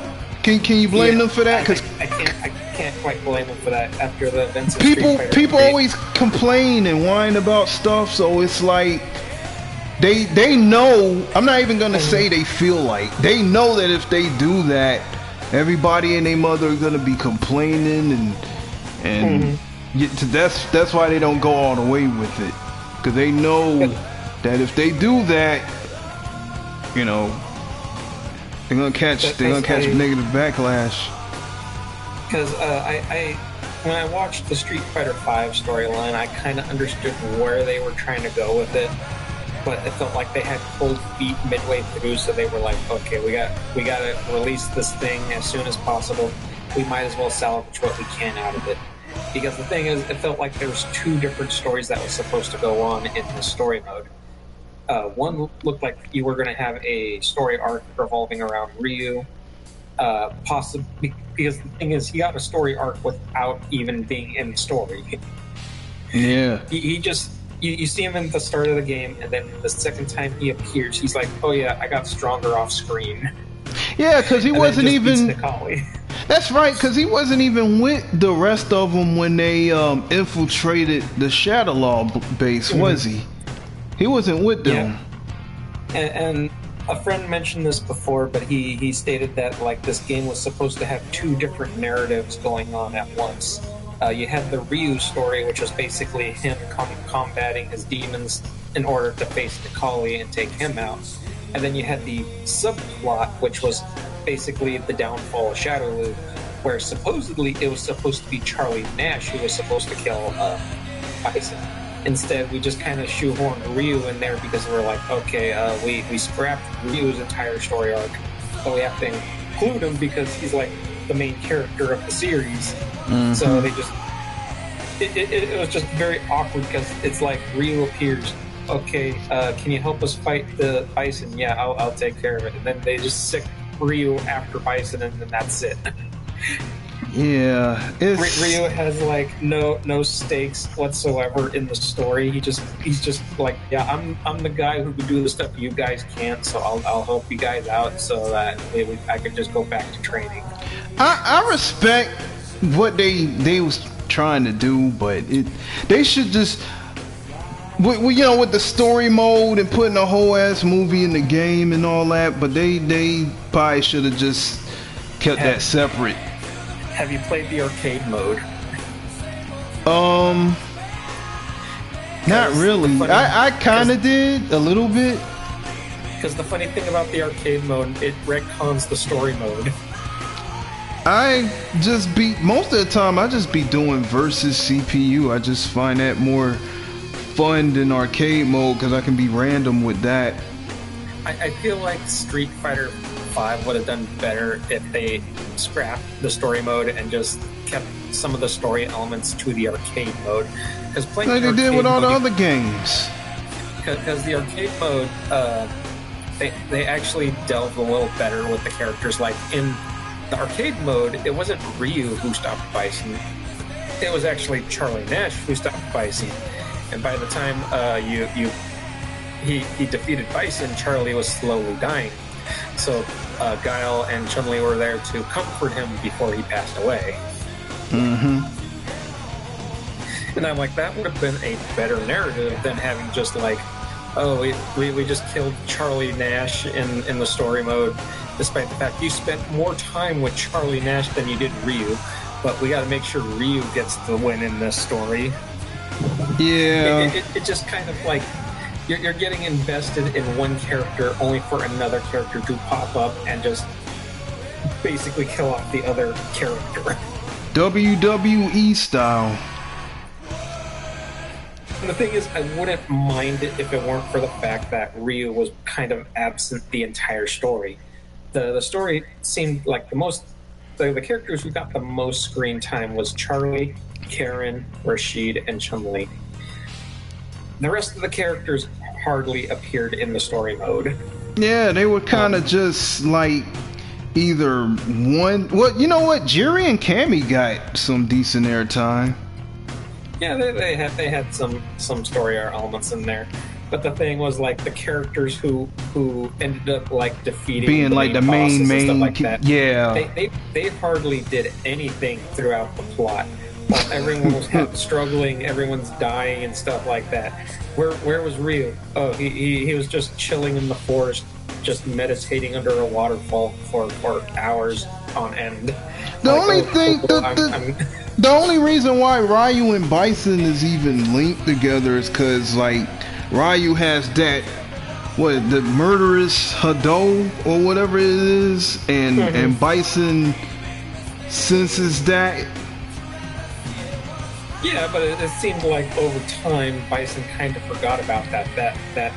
True. That plot was only ever relevant in the Alpha series. After that, it seemed like Bison just gave up. Like, okay, I don't care about this power. I got my own. Yeah, because Bison was the main one going after Ryu, not Bison. I meant Akuma. Akuma was the main one going after Ryu, not Bison. Like, Bison wasn't even really Ryu's enemy. That's Charlie, Guile, and Chun-Li's enemy.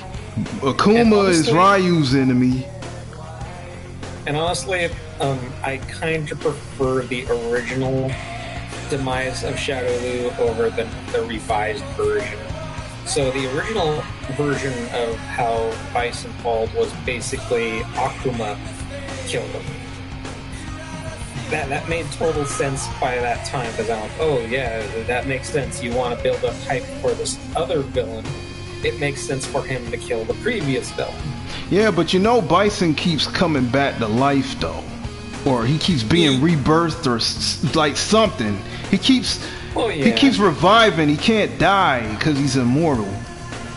That's kind of something I really hate, but I also like, because I understand like people want to play as the same character in every game. The only problem is that kind of becomes a problem narratively. Yeah, because it stops making sense. Because you're throwing in these characters in the main roster that satisfy the players and it's fucking up the whole story. Because the thing is, when they brought Bison back for Street Fighter 6, I was like, why did you bring him back like this? You just have said, like, oh, this is actually the ghost of Bison. I would have accepted that, because then you could still put, like, the classic costumes on him. Anyone who did see him in the story mode were like, oh, he's just a spirit that's just roaming around because he was so evil he couldn't go to the afterlife. Well, Tekken's going through the same thing. I mean, Heihachi was supposed to be dead and gone in 5, and they trying to bring him back in 6 if they hadn't brought him back already. Or not Tekken 6. Wait, I fucked that up. Tekken 7, he died, and they trying to bring him back in Tekken 8. My God, man. Yeah, Tekken 8. Fuck. I messed that up big time. And don't get me started with Mortal Kombat, because after the last game, I just kind of like refused to follow the story whatsoever anymore, because they're like, okay, we rebooted the game for the 3rd time. Yeah, but you just established a reboot 2 games ago. Why are you rebooting now? You know what? I will say this, because someone was telling me before about Cyrax and Sector becoming girls or something. It wasn't that. I think they're what do you call them? They're not robots. No, wait, no. Well, Cyrax and Sector wasn't actually robots. They were people under mechanical. Well, they were wearing mechanical shit. Made them look like robots. I only remember the MK9 reboot versions of the characters, in which they were originally ninjas and then they were converted into robots. Yeah, basically androids.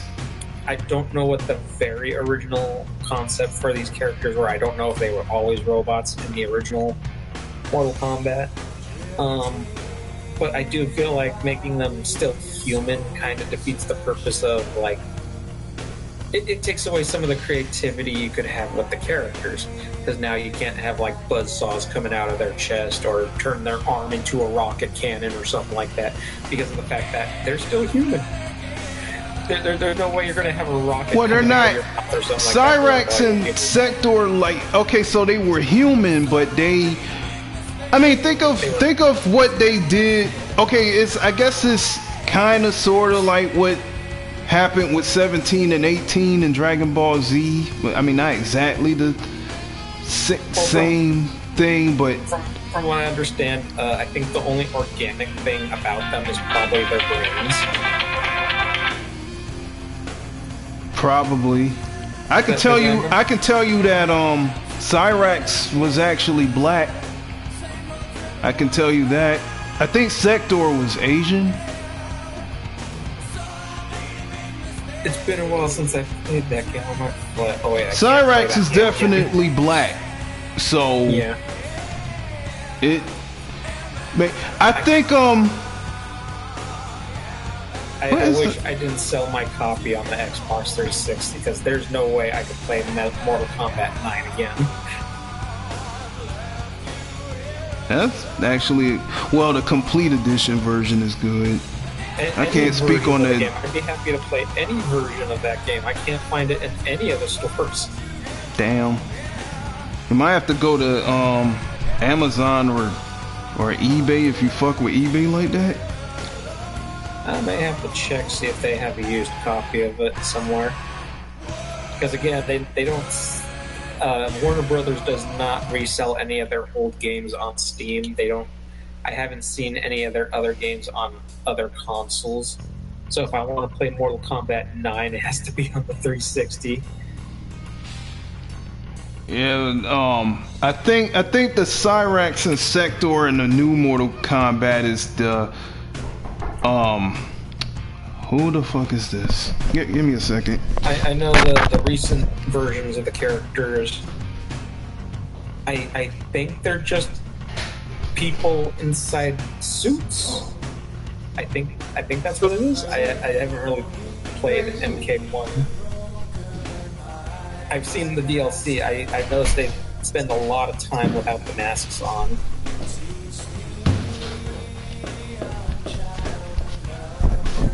Dang, I didn't think that was coming today. I thought I had 2 more days to wait on that. What was I saying? Yeah, I think they're what is the opposite of a predecessor? I don't know. I forgot the word. A successor? Yeah, they the successors of Sector and Sector and Cyrax are the older Mortal Kombats. That's what they're not the same people. Yeah, they're not the same. They're Frost and Sub-Zero. Yeah. So they're not transvestites or no shit like that. They're not the same people. They're taking over for the previous Cyrax and Sector. See, I didn't know. See, I just had people telling me that they turned themselves into female and shit like that. Nah, that's not what's going on with that. Now the thing is, I really wouldn't care if that was the fact or not or anything. The problem there's actually a lot of problems I have with Mortal Kombat. One of the problems is just the fact that a lot of their designs have been kind of boring. Yeah, I agree with that. I don't like how the new what was her name? The vampire chick. What the fuck is going on my goddamn memory, man? I can't remember shit no more. The best example I could give is Sonya Blade. Wait, Natara. That's her name, Natara. I didn't mean to cut you off. I had to get that out before I forgot again. The best example I could give is Sonya. They give you the option of having classic Sonya and modern Sonya. Now, when you look at the two characters, you can kind of tell who stands out better than the other. Because when you got classic Sonya, you got like all this green and yellow and black with the design. The design was built to stand out. You're like, wow, this really stands out. I could actually see the character. The character looks awesome. And then you look at the default Sonya Blade, who's just generic soldier girl. And I'm like, wow, there is so much brown in this costume. There is literally nothing standing out about this character. Nah. No. And again, one of the biggest issues I have with Mortal Kombat is the fact that, like, they can't, like, I'll give them this, they at least try to attempt a new canon whatsoever. But the problem is the fact that they just kind of drop that new canon and decide, oh, we're just going to make another new canon. I'm like, okay, so the last story didn't work for you, so you're just going to completely ignore that and just start a new, totally different story. Yeah. Because it's like, oh, no one liked the Combat Kids, so we're just going to reboot everything again. Because notice how MK1, the base roster, we had no new characters whatsoever. They're all characters from past games. Yeah. Yeah. They just changed how they function in the story. That's why I retired from dealing with MK. That's one of the reasons. I'm just like, I'm done. I had my fun with that. I got the MK games I care about. Another issue I had with Mortal Kombat is basically the animations. Again, I compare it with stuff like Street Fighter, where you got characters who have key poses, they have afterflow animations and stuff like this. Mortal Kombat animations just look super janky. Like, half the moves you don't even know what you're pulling off. Like, you think you're going to do a hard kick. No, apparently they slightly kicked on the floor, so that counts as an aerial kick for some reason. You got characters who do like low crouch kicks where they just kind of elevate their left leg while standing on the right leg, and it just looks weird. But then you got a lot of characters who do this weird helicopter spin with their arms, and like that counts as an attack apparently. I just don't. They lost me with how the characters look now. Like, compared to how they used to look, they just don't look like they don't have the same. They don't look like they have the same energy anymore. Like Natara used to look way more badass in the 2000, like early mid 2000s MK games. Plus, she was like, she looked more attractive too. She was like thick. She was kind of a bit on the plus size side of things. She looked good though, but the new one just kind of like, you know, I'm not feeling that. I feel like the last good Mortal Kombat was Mortal Kombat 9, because in that game they did try to stick with like the characters' retro designs while at the same time kind of giving them a bit of an update. The characters, they all stood out. You could tell who was what was where.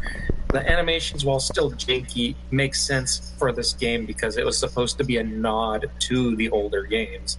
So yes, the characters look janky because that was intentional. They were supposed to look janky because that's how the original games were. With the modern games, they're like, oh, we're leaning towards the realism. However, the characters do not fight like they're like normal people would. They fight like they have their own sense of gravity going to them. Like all of a sudden, like their base fighting stance is just them swimming over water. I'm like, what kind of fighting stance is this? Are you going to splash them to death? Yeah, and then the older ones were more funny. They actually had like comic relief to them. Like they were supposed to be serious, but but at the same time it had humor. It had personality, you know. Oh yeah, I remember playing like MK1 through 3, and I remember like a lot of the fatalities and stuff. Yeah, they were violent, but at the same time, not just those. I'm not just talking about those games, but even the ones on PS2 and the one you was talking about, 9. Even those. I think my favorite fatality, I forget who does this. They jump on your shoulders, they grab your head, and then they pull on your head until you become a giraffe and you just die like that. I forgot who does that too. I feel like it might be Quan Chi. I don't know, but it was just might have been most dumbest thing, and I just loved it. Yeah, like all those early, but you're right though. The 90s ones were really whacked the fuck out. Like, how you gonna uppercut 3 heads off of someone? They only got 1 fucking head, man. Well, what I still find crazy is I forget the character's name. He was like the centaur character. Oh, Mataro. I found it interesting how like they struggled so much to make this character function in a fighting game because he was clearly designed to be just a boss character and that was it. Mm-hmm. And when they tried to make him an actual character, what they had to do is they had to cut off 2 of his legs. So now he went from being a centaur to what do they call it? I think a pan? A goat demon or something. Like now all of a sudden he went from having horse legs to having 2 goat legs. He looked like the motherfuckers from Doom. The Hell Barons or Hell Knights. Yeah, he looked like them. In that it was Armageddon. Yeah, he looked like that in Armageddon. That was the one. I think he might have been. I think he was actually in. Was he in another one? Because I know the ones I got on PS2, Deadly Alliance, Deception, and Armageddon. Now I know there was like different versions of Deadly Alliance and Deception, and I think it was Deadly Alliance. I think there was an Xbox version of that, and I think that version had some extra people in that version that's not in the version I got. I know Goro and Shao Kahn are actually in the Xbox version of Deadly Alliance. Because I don't have them in the one I got. They're not in that. So it's more on topic of the Warner Brothers as a whole. I kind of feel sad for NetherRealm Studios due to the fact that they clearly love their IPs. What stinks is they work for a company that doesn't really care about the past.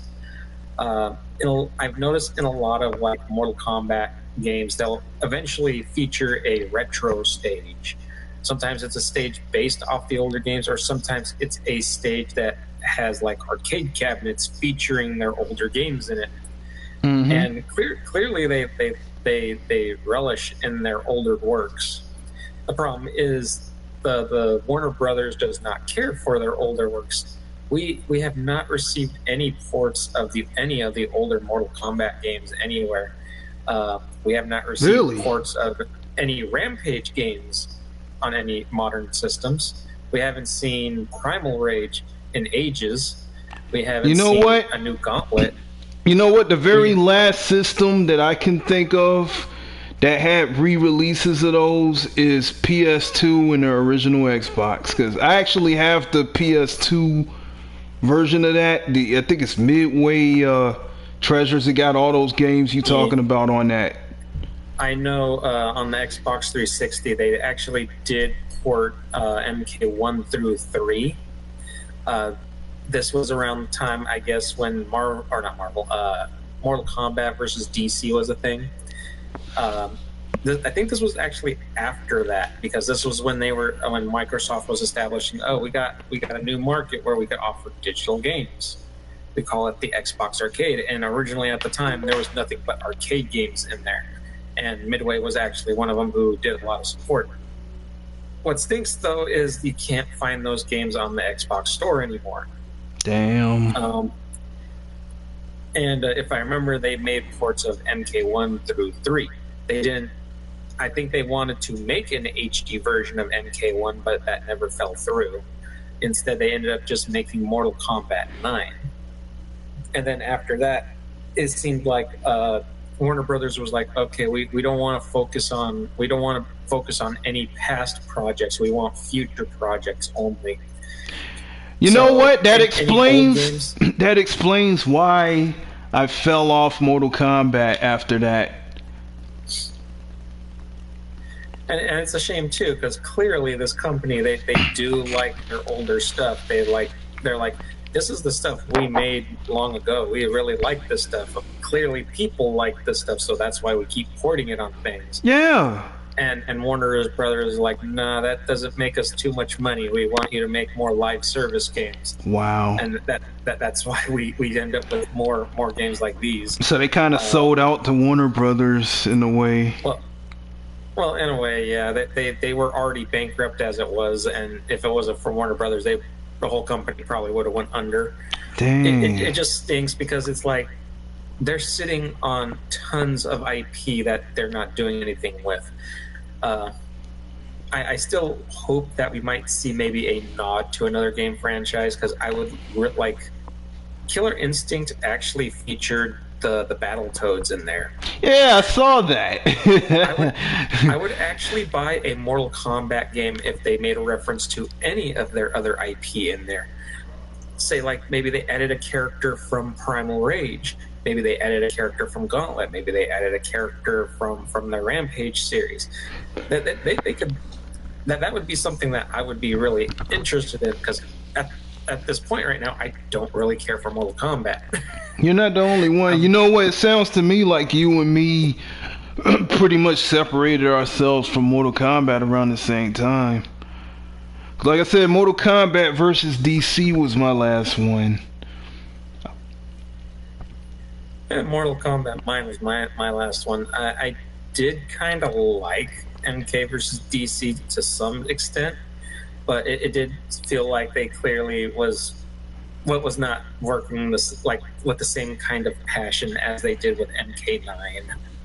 Yeah, it was still like okay. I mean, I still like it was just I was just intrigued by the idea that you had Mortal Kombat characters in there with fucking Batman and Superman and Wonder Woman and all of them. I couldn't pass up on that. I mean, everybody kept saying, you know, it was a bad game and stuff like that. I was like, man, let me be the judge of that, and I winded up liking it.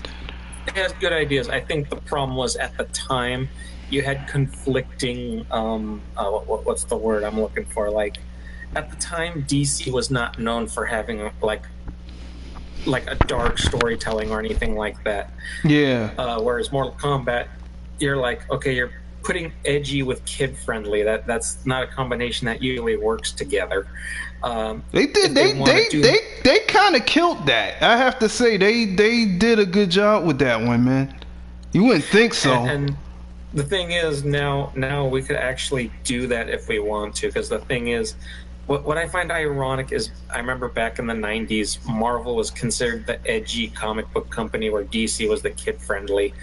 And now today, it seems like the roles are reversed. Now DC's like doing all this edgy stuff, whereas Marvel is doing more of the family-friendly stuff. I actually hang on for a second, because I kind of gotta say something about that. You remember around the 90s, right, when Batman the animated series was out, and then you had Batman Beyond later on. I'm not exactly in retrospective.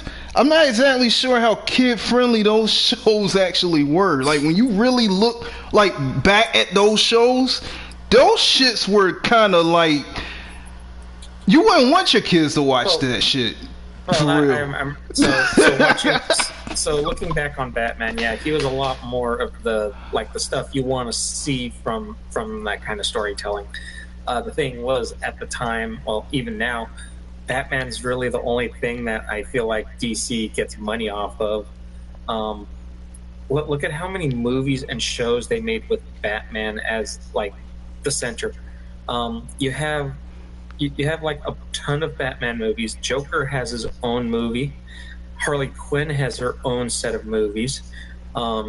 Teen Titans was a TV show that actually got popular on Cartoon Network. I missed that show. Not Teen Titans Go, but the original Teen Titans. And I just found out that the Penguin has his own TV series of all things. Oh shit! I didn't know that. And it's kind of interesting to find out, like, DC feels like, oh, our properties are not selling like we think it is.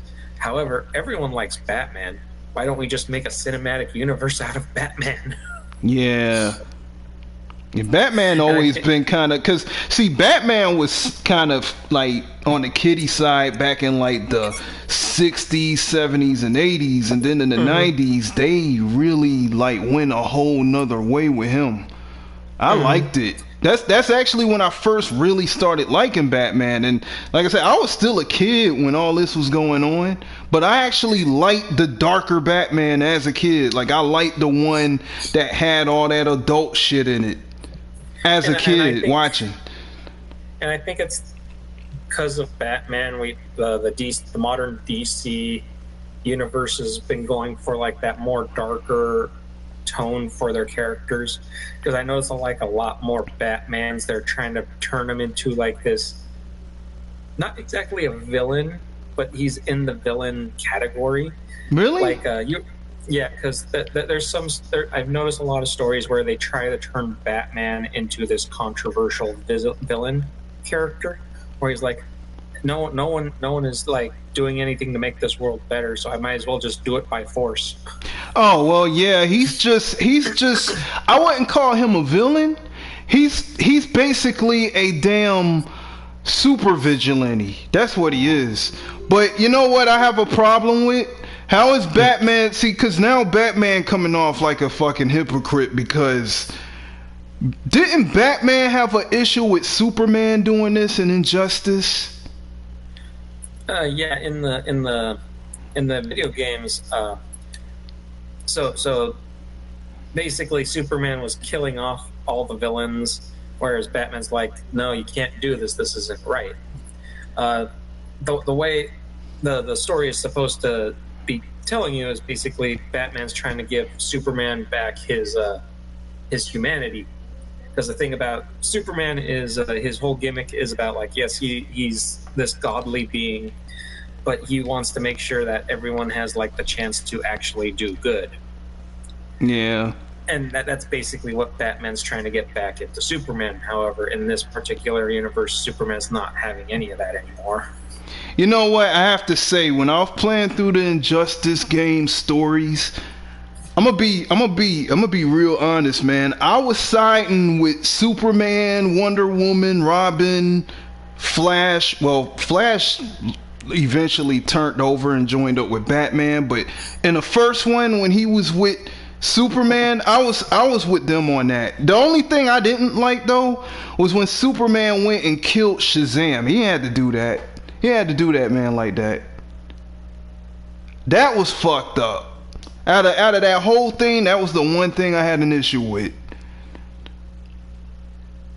You remember that?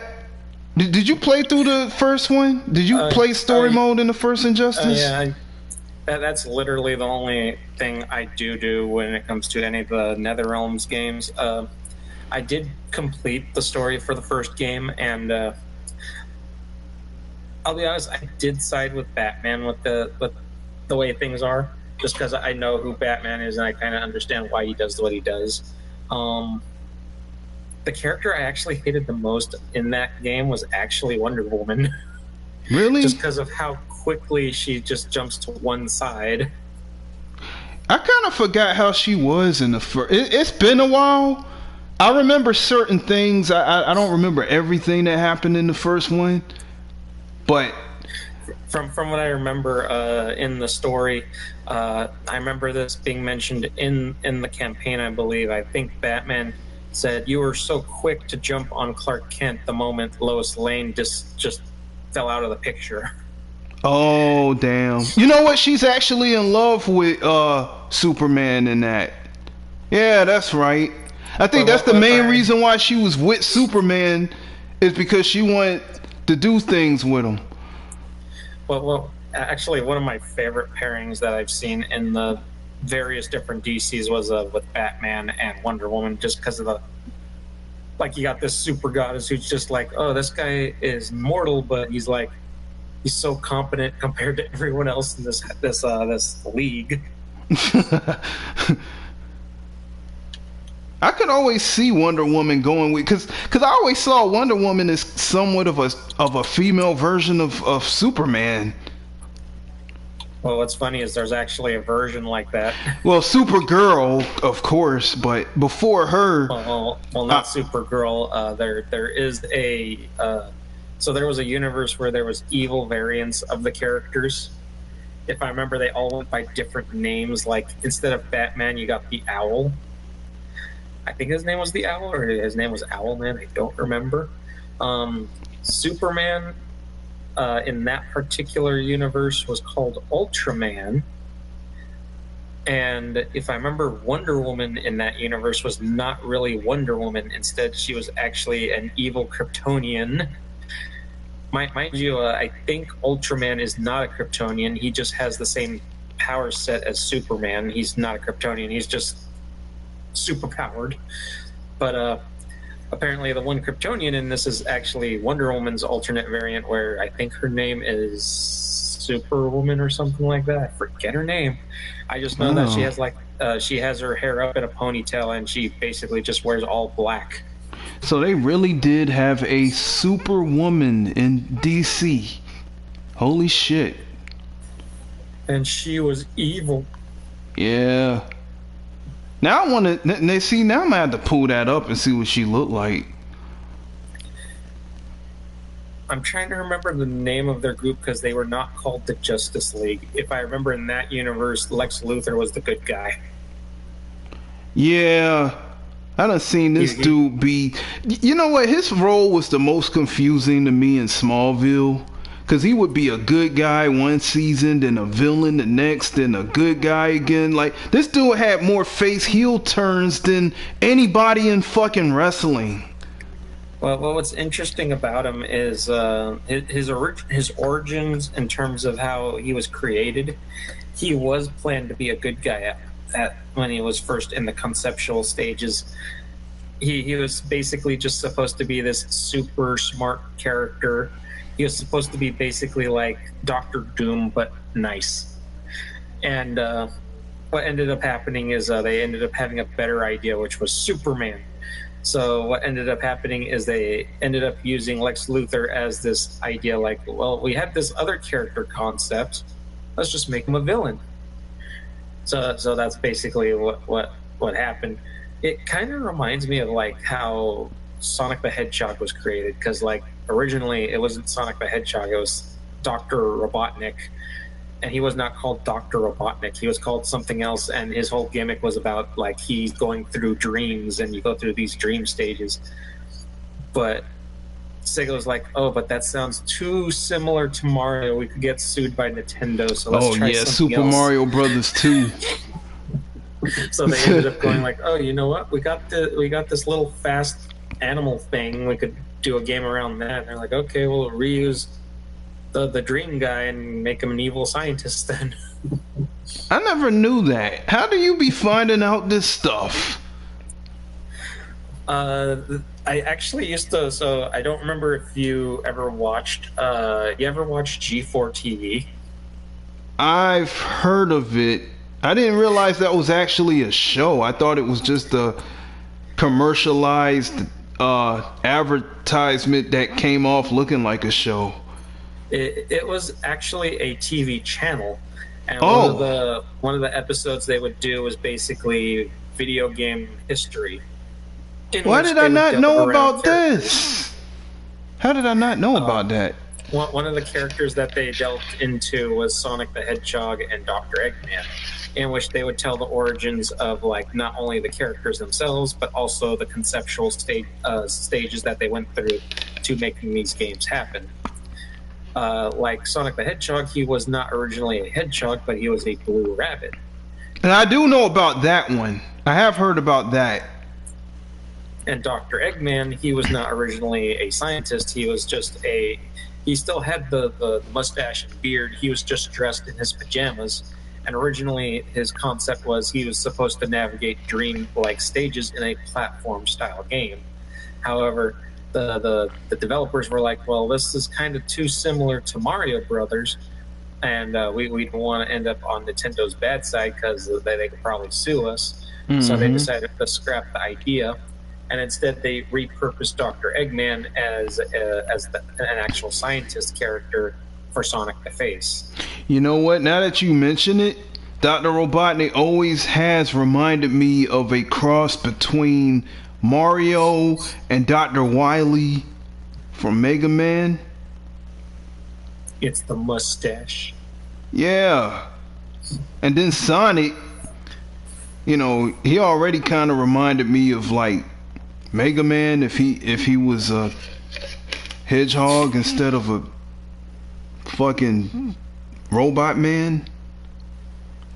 But what is interesting is to look at the concepts for. Well, actually, I just like looking up concept art for things in general because I think I remember Knuckles when he was being developed. He was not exactly going to be an echidna. He was actually going to be, I think, another hedgehog character. It looked like that's what they was going for. I thought he was a hedgehog when that game first came out. I thought so too, and apparently we weren't too far off because they were planning to make him a hedgehog.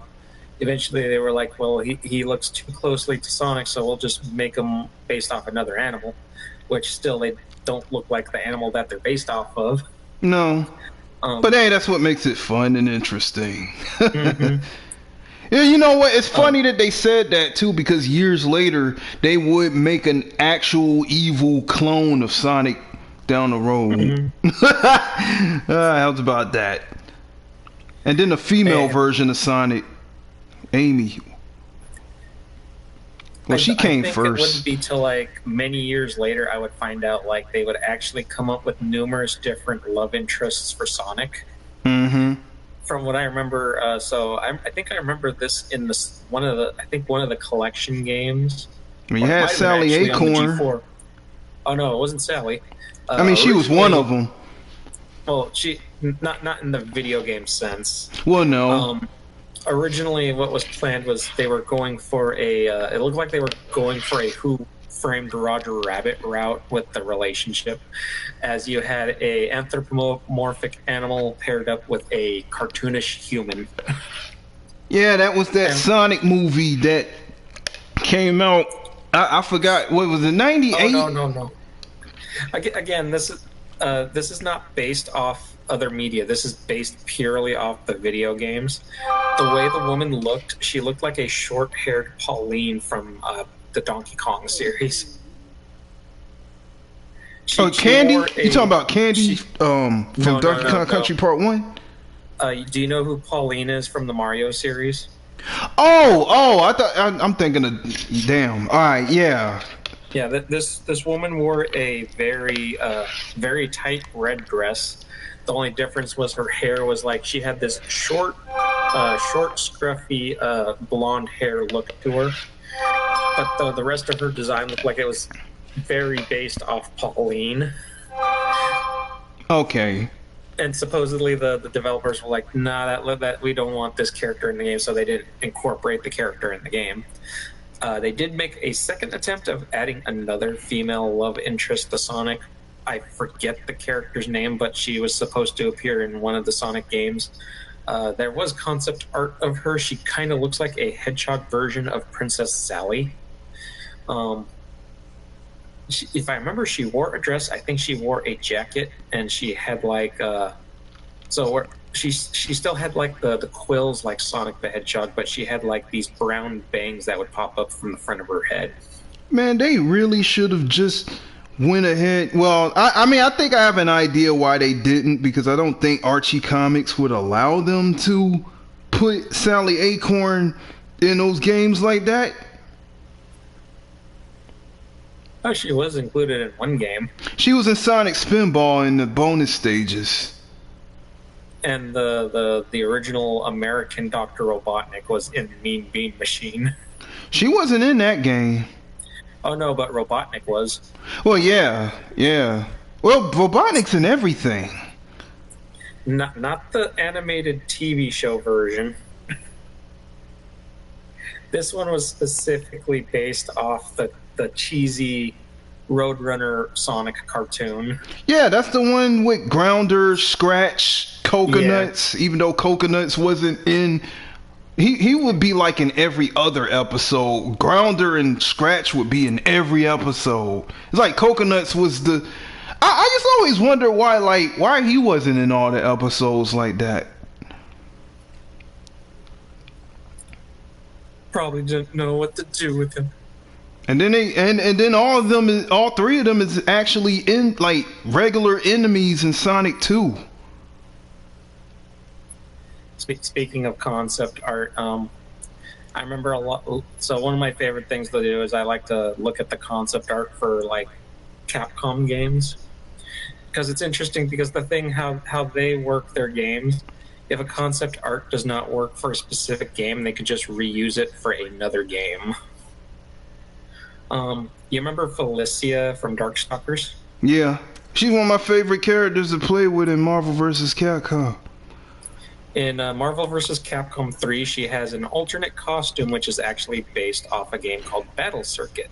Yeah, I know about that game. She's the cat girl with the pink, with the purple hair, and I know about that. Now the thing is, the Battle Circuit cat girl, that's actually a concept art for Felicia. So she originally started as a concept art for one character, and then they reused that concept art to make another character in another game. I mean, you see that happen in I'm pretty sure that happens all the time and stuff. We would never know until like someone released some kind of what were you cutting floor thing where you could see, they show all the phases they went through to creating shit before they actually finished it. The thing is, I do follow a lot of companies that release like their art books and stuff like that. I do see like a lot of concepts that never go through with games like from Sonic the Hedgehog to the Mario games and so on. Mega Man. It's just crazy to see like, oh, there's actually a company that just doesn't like, oh, this is a concept art that didn't work, we're never using it ever again. No, they still reuse it. They put it in their other games that they're like, oh, this concept art didn't work for this game. We could just put it in this game and it'll look completely fine. It's not often I see stuff like that, because I'm sure like stuff in like Final Fight 2, like you got characters who clearly reference other characters, but they don't look exactly like the characters that they came from. I wouldn't be surprised if those were originally concept arts for those characters. I'll give you an example right now. Final Fight 3's Dean. Automatically, as soon as you see him, you're thinking Charlie from Street Fighter Alpha, like right out the gate. Mm-hmm. Something I did find funny. So I never watched the show, but I do know a little bit about it. So in America, we did have a Street Fighter animated series. It's oh my god! Yeah, I remember that show. It's clearly based off the live-action movie. But what I find funny is the timeline of things and how drastically different they are compared to the actual game's timeline. So in the actual timeline, it goes Street Fighter Alpha, Street Fighter 2, Street Fighter 4, 5, 3, and then 6. But with how they handle the timeline in this animated show, it's Street Fighter 2, Street Fighter Alpha, Street Fighter 3. Yeah, then you got Final Fight characters in there too, in the mix. And what I find funny is how they handle some of the characters, because it's like they never played the games. They probably just saw pictures or videos of the game being played. They never bothered to look through any one of the characters' endings. They just assume who was a good guy, who was a villain. I remember, like, if I remember correctly, Blanca, for some reason, was Charlie Nash. Yeah. And I'm like, that makes sense, I guess. And then I remember they made Zangief into a villain, and that was the weird part, because Capcom clearly likes Zangief to the point they're like, he's the nice, lovable big guy that we have in every one of our games. He's the freaking hero of Russia, man. And it's only in America I've noticed they keep doing this in like any other media. So like in the animated TV series, they make Zangief one of Bison's henchmen. And in the Disney's Wreck-It Ralph, they decide, we're going to make Zangief also a villain for some reason. And I'm like, he is not a villain. Because he's a big, scary-looking guy. And I can they look at him and they they just stereotype the fuck out of Zangief, man. God dang. They're like, he's a Russian, so he has to be bad. No. I mean, look at him. He's a big, mean-looking guy. I'm like, did you play any of his games? He's like one of the most likable characters ever. And then and you know what? I really hate them for what they did to Ken. They made him a complete idiot. Like, they made him so fucking brain dead. I'm like, yo, why the fuck did y'all do Ken like this? This is not how Ken is. What the fuck is wrong with y'all? What's even worse is what they did to Cody. So I only know. Yeah. Oh God, no. I don't. Have you ever played a Final Fight HD? I haven't played. Is that the one where they took the alpha characters? No, that's the Game Boy Advance one. No, this one came out on the 360 and the PS3. I think I still have a copy of it. I might have to try it again to see it again. Nah, the only Final Fight game I have is the that Capcom Classics collection on PS1. I mean, no, PS2, and Final Fight is one of the games on there. Well, in this HD remake, they went through the effort of like, okay, this is the anniversary edition, so we're going to add some little extra bits to it. So they added like, if I remember correctly, they added artwork, which also included some of the Udon comic artwork that at the time they were like, okay, it's the anniversary, we're going to do some comics based on Final Fight. But along with that, they also included one episode of the Street Fighter animated series, which starred the Final Fight characters. This whole episode was just dedicated to that. If I remember, Ryu and Ken were kind of just there. They didn't serve the plot whatsoever. They were just kind of there. The whole entire time you're following Cody, who's looking for his girlfriend, and he just sounds like this stupid jock character that you'd see in like your typical comedy animated show. Like, he just talks like he's an idiot. They did Cody and Ken the same way. They're the same exact character in that fucking show. Like, what the hell, man? If I remember, I think they made Guy into a stereotype. Kinda like that. I could not. As much as I liked Street Fighter as a kid, man, I hated that fucking show. I really did. I did not like it. Even as a kid, I hated it. I knew this was not how the Street Fighter characters were supposed to be. Like, I'm like, what is this? What the fuck is this shit, man? What is this?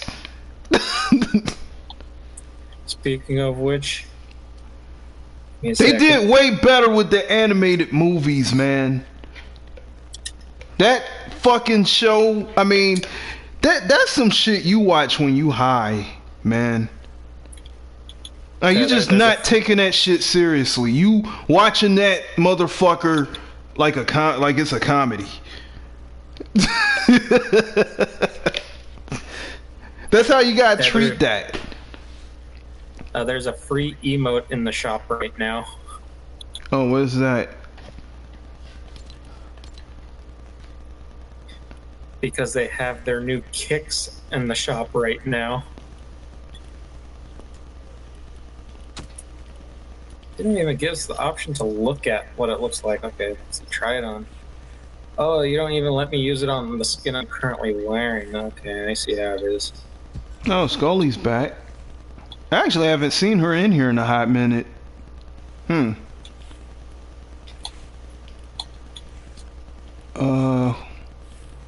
I guess it's not out for me yet. You know what? You're a few hours ahead of me, so that's probably why I don't see it yet. I'll probably see it later. They got a free emote. This is the free emote. Wait. I don't see it. What time is it where you're at? I believe it is 5 o'clock. Oh wait, I'm hours ahead of you. Why don't I see it? Wait, you're on PC, aren't you? Yeah. Okay, maybe that's. It shouldn't be console exclusive. Maybe I might have overlooked it. I do that sometimes. Wait, I didn't even go all the way. Oh, here we go. No. Oh, this is free.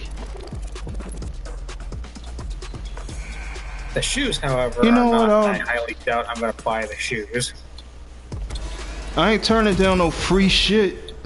I'll get this. I can use more action emotes. I mean, I ain't gonna put it on Penny, but I know somebody I can put it on. Yeah, that jank literally 0 V-bucks. Yeah, I'm down for that. It's likely free because they're like, oh, we need something to help you show off the new shoes, and I'm like, yeah, I'm not gonna buy the shoes. I got the shoes, but they were free. They came with the thing. Yeah, but now they're gonna try to sell shoes to us, so they're like, oh, here's some shoes. Well, not everybody got the because we got it free because of the battle pass. Everybody didn't buy that. It makes sense. I just don't see myself buying shoes for a thing that I'm barely going to even notice. Because I mean, yes, we're running around a lot, but am I always looking at my shoes like, oh my god, is my shoes going to get dirty while I'm running around shooting people? Nah. Wouldn't that be funny though?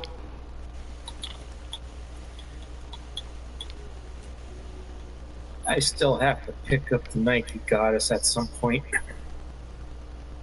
Oh, you talking about my little friend have her. Well, she's not little, but she has her. You talking about Eclipse? You talking about Eclipse, right?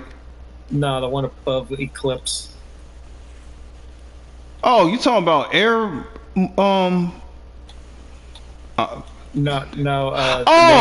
Her name is literally Nike Goddess. Okay. Yeah. I've seen her before. I just forgot I forgot her name was actually that. I thought you was talking about Eclipse at first. I just really hate her edit style. Why? What's wrong with it? Wait, let me go look at it. They give her like this orange with black spots on it. And to me, it just gives me like so I forget what the phobia is called. It's like a phobia of holes. Okay, yeah, okay. Yeah, this looks like an infectious, contagious, deadly disease, man. What the hell? I assume it's based off whatever shoe that they're doing right now, but her. Wait.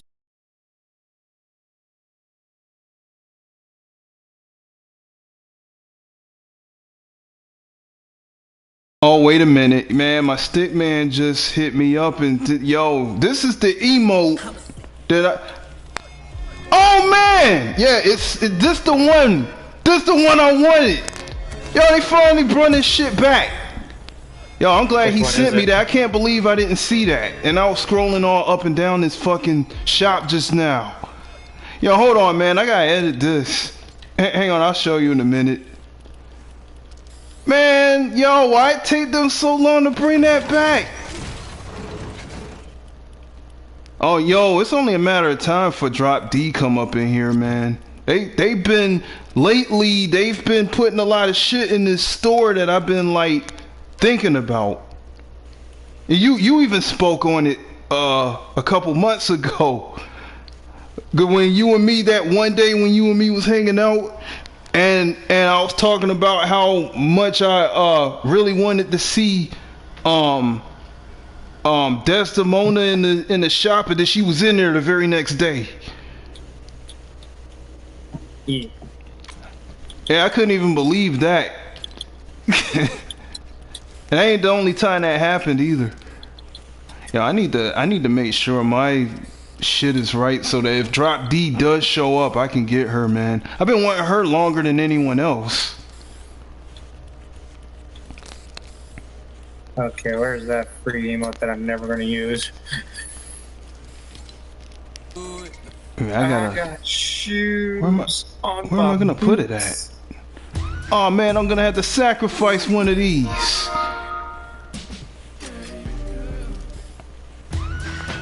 Well, which one? Oh, which one am I gonna get rid of? I don't want to take any of these off of them.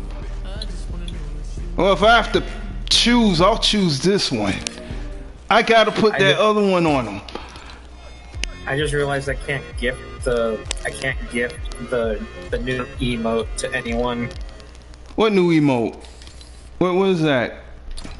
This one. Oh, you can't. Well, I mean, because it's free. Shoes. It's free. You can't give something that's free. But what if my friends are not online today? They'll probably That's miss out on the true. free emote. That's true. Oh no, you know what? No, cause no, that is weird. Because Undead done gifted me a bunch of free stuff. I just thought about that. We used to be able to gift the free stuff. You remember getting the rainbow emote? Yeah, I done gifted a bunch of people free shit just to be funny. I saw a pancake sticker. It was that dude you like. What was his man cake? He had a free sticker out, and I just gifting that out to people because it was free. Oh god! Hold on for a second.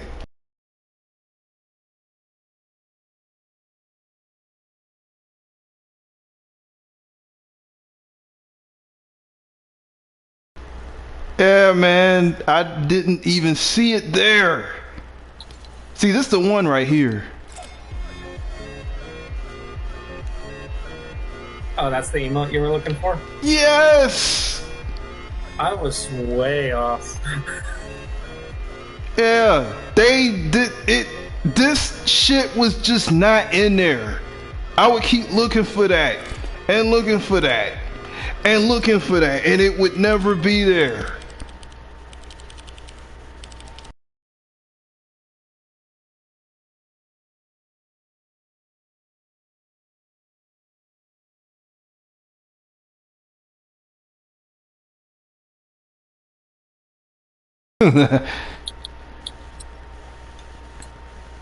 I got them rocking that out now. I've wanted this shit since June.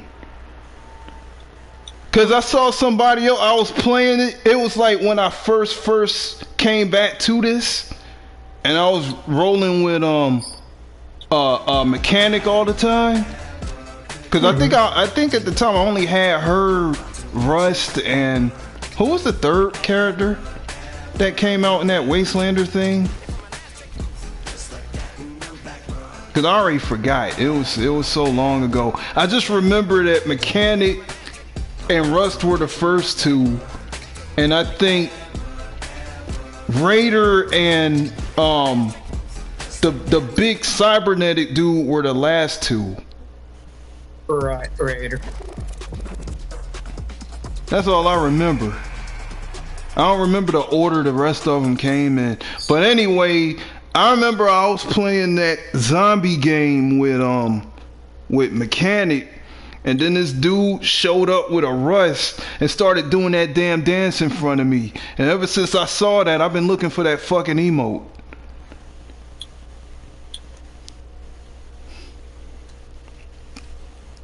And that was back in June. It's November going on December, and they just brought that back. And then that's a new emote. I didn't know that. That emote was brand new in June.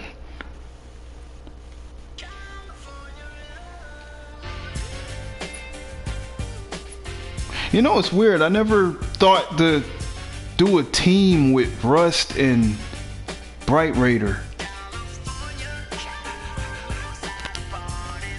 What I find interesting, so I actually came across a video talking about Bright Raider, or more specifically Ramirez, which is the character's actual name. I mean, that's who she's based off of. One of them. How, like, so in the Battle Royale, you'll notice that there's a lot more story focused around a character named Jonesy. But Ramirez, her story is more focused when you play Save the World. Yeah. Which I was like, I totally forgot that was a thing. What's the Save the World mode?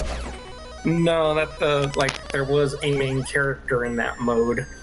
Oh yeah. You said that's where Penny and them came from. Penny and Mina and that big dude and that one girl that I got. Wait, what's her name again? No. Apparently, in the story mode of that game, a lot of the focus is on the character named Ramirez, who would basically just become a default character in the Battle Royale, and then eventually evolve into several other characters, including the Bright Bomber. And this chick, what was interesting is she was from it too. Forgot she had a character. Yeah. She was basically the leader type in the story, where she's the one who's giving you all the missions. Well, I like her better. Like when she came back as a wasteland. Oh shit! I didn't mean to do that. Yeah, I'm trying to look at my I'm on the wrong shit. I'm tripping. It's similar to how Jonesy is. She has many different variants. Who? Carrie? Ramirez. Oh, I thought you were talking about the character I pulled out. Because the one I pulled, she's from that Save the World thing too. Although I don't know a whole lot about her though. She's not a new character. Well, I mean, she is a new character, but she's not an existing classic character. I mean, she comes off kind of. I won't say plain, but she don't. I don't know. She's just kind of there. She don't seem that interesting to me. I feel kind of bad for saying it like that. I mean, she seemed like a cool character, but she definitely ain't within the group of characters I'm always using.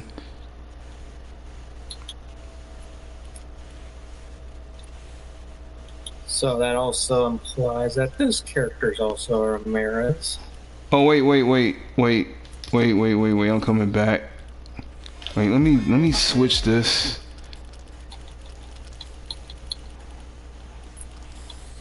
So the character Ramirez ends up becoming one of the first tier 100 skins, which is Renegade Raider, and then she would also become a Bright Bomber.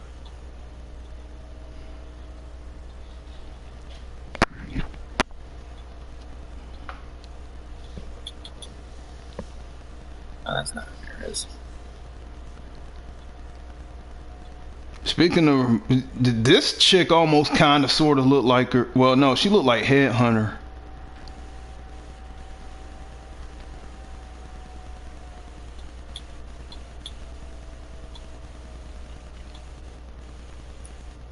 So I know you do actually have a Ramirez skin that would eventually evolve into her own character.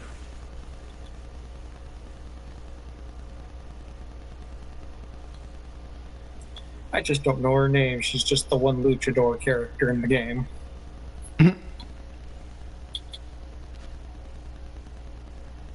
Miniature Bomber.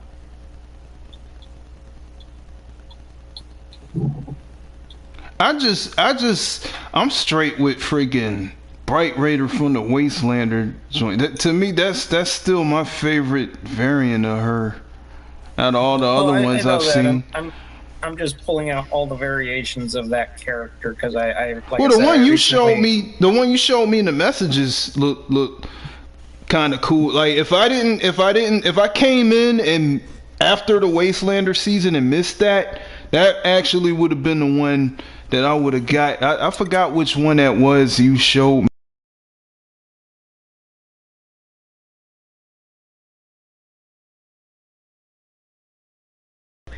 Oh wait. Yeah, I don't see that one. I've probably seen one or two people with that in the whole time I played this. If I remember, I got this one just by downloading it in when I first picked up Fortnite. Or she she might have been one of my what do you call it? Founder skins. She might be one of my founder skins. Yeah.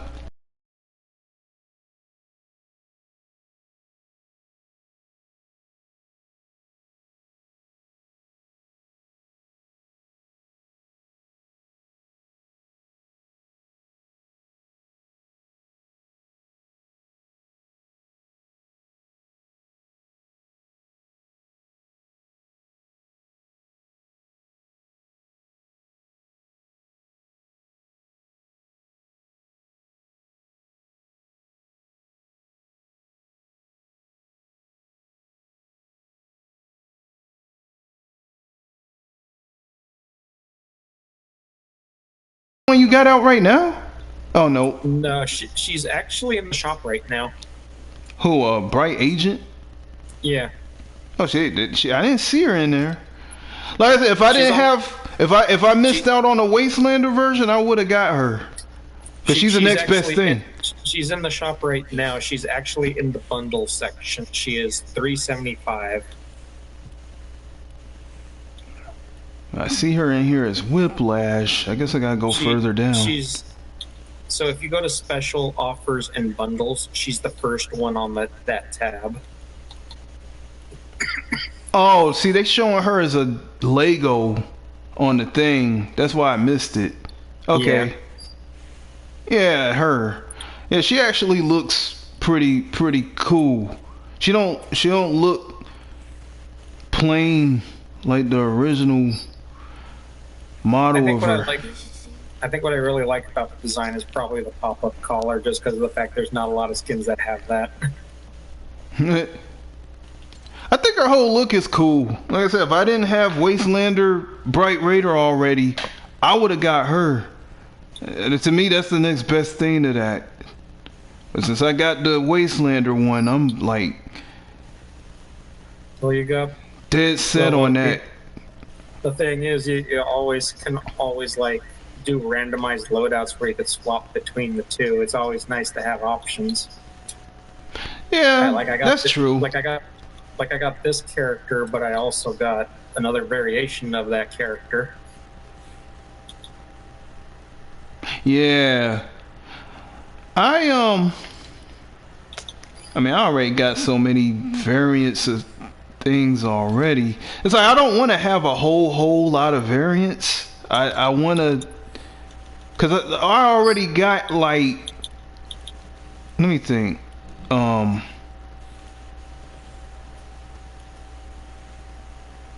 It takes me too long to scan through all this.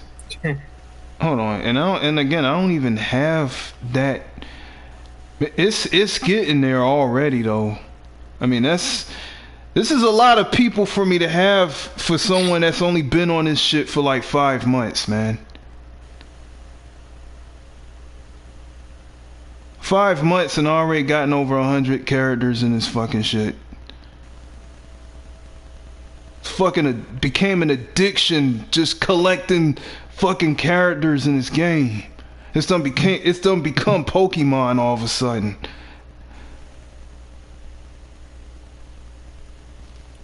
It really has. I mean, doesn't it kind of feel like that? Oh yeah, I guess. I know, like, I actually do like to collect some variations of skins, and then what I end up doing is I'll just randomize them. Yeah. Like, I do have, like, how many stormtroopers do I have? Let me count. I got 1, 2, 3, 4, 5, 6, 7, 8, 9. I got 9 different stormtroopers. All individual skins, mind you, and I have them on randomized. So in one game, I might look like one stormtrooper, and then the next game, I look like a different stormtrooper. Yeah. Yeah, I got 8 different variants so far of someone. That's more than I wanted. It couldn't be helped with the penny thing because I really liked how you was right about the punk zombie skin, man. I really do like that. You was saying that I would. Because she leans in and all that punk. Yeah. And and you can really see how thick she actually is. I mean, not that you couldn't see it with her default, but she does got a lot of like tools and extra stuff kind of, you know, hanging off her clothes and stuff, so you don't really get to see, like, talking about. I still really wish we got more remixed skins. I'm kind of disappointed we didn't get that man kick I was hearing about. Well, wait, what version of that? Well, there was supposed to be like I've been hearing like there's supposed to be multiple different variations of characters that were around Chapter 2. They never really did that. Instead, we just got more rappers, and that was it. And I'm like, oh, cool. I don't care for the rappers. I mean, they had Midas. Well, yeah, but I mean stuff outside the Battle Pass. Oh. Because the thing was, when we had the Fortnite OG season, we got remixes outside the Battle Pass. I think it's cool that they actually bringing in Battle Pass characters in a shop like that. Because, like, in the crew pack, you had this skin, which is a Scout, Skull Scout, which is actually a fusion of, if you remember the outfit Undead usually wears, Skull Trooper. So this is a fusion of Skull Trooper as well as the Vanguard Banshee. So that costume was a fusion of those two characters combined. Nice. Aside from that, you also had Team Raven Team Leader. Do you be watching the Maven Huffman channel? I don't know what that is. Oh, never mind. Yeah, well, yeah, you didn't follow wrestling. I keep forgetting you don't really. You said you quit looking at wrestling around the 90s, right? Yeah. Yeah, so you wouldn't know. Maven came in the 2000s. He was one of them new.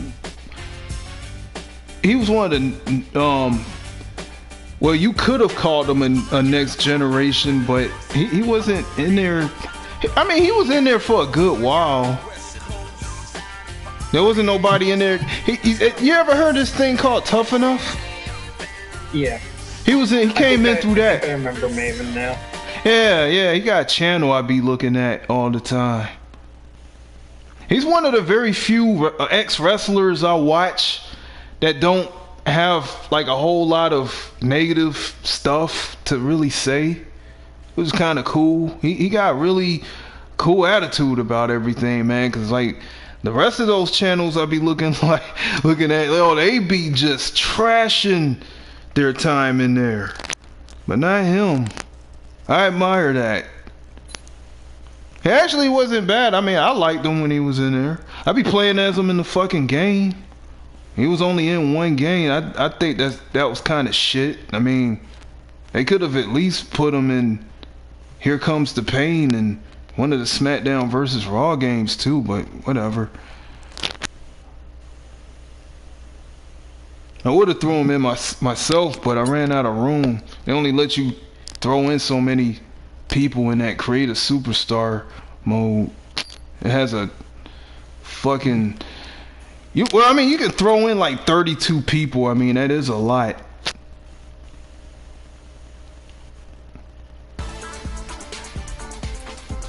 I think Undead has more remix skins than I do. Remixed stuff.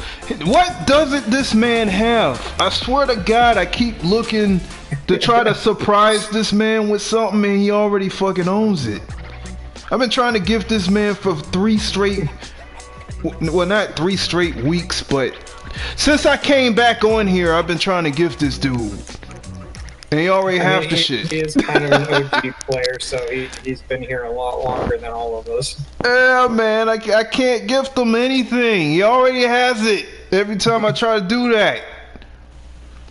Jesus Christ, man. I'll see something in there, I'll be thinking, hey, you know what, Undead probably don't have this, and then I'll look, he already owned it. Like, I'm like, come on, dude. What don't you have up here? Some of the shit that I saw that he didn't have, I didn't even like it myself.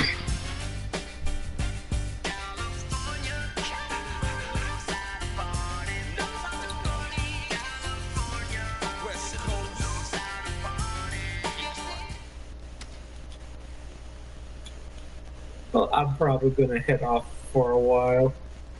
Yeah, you know what? Every time you and me talk, man, we wind up talking for way longer than we were supposed to. I was supposed to have been going. Oh, we kept talking about some cool stuff. At least we enjoyed the company.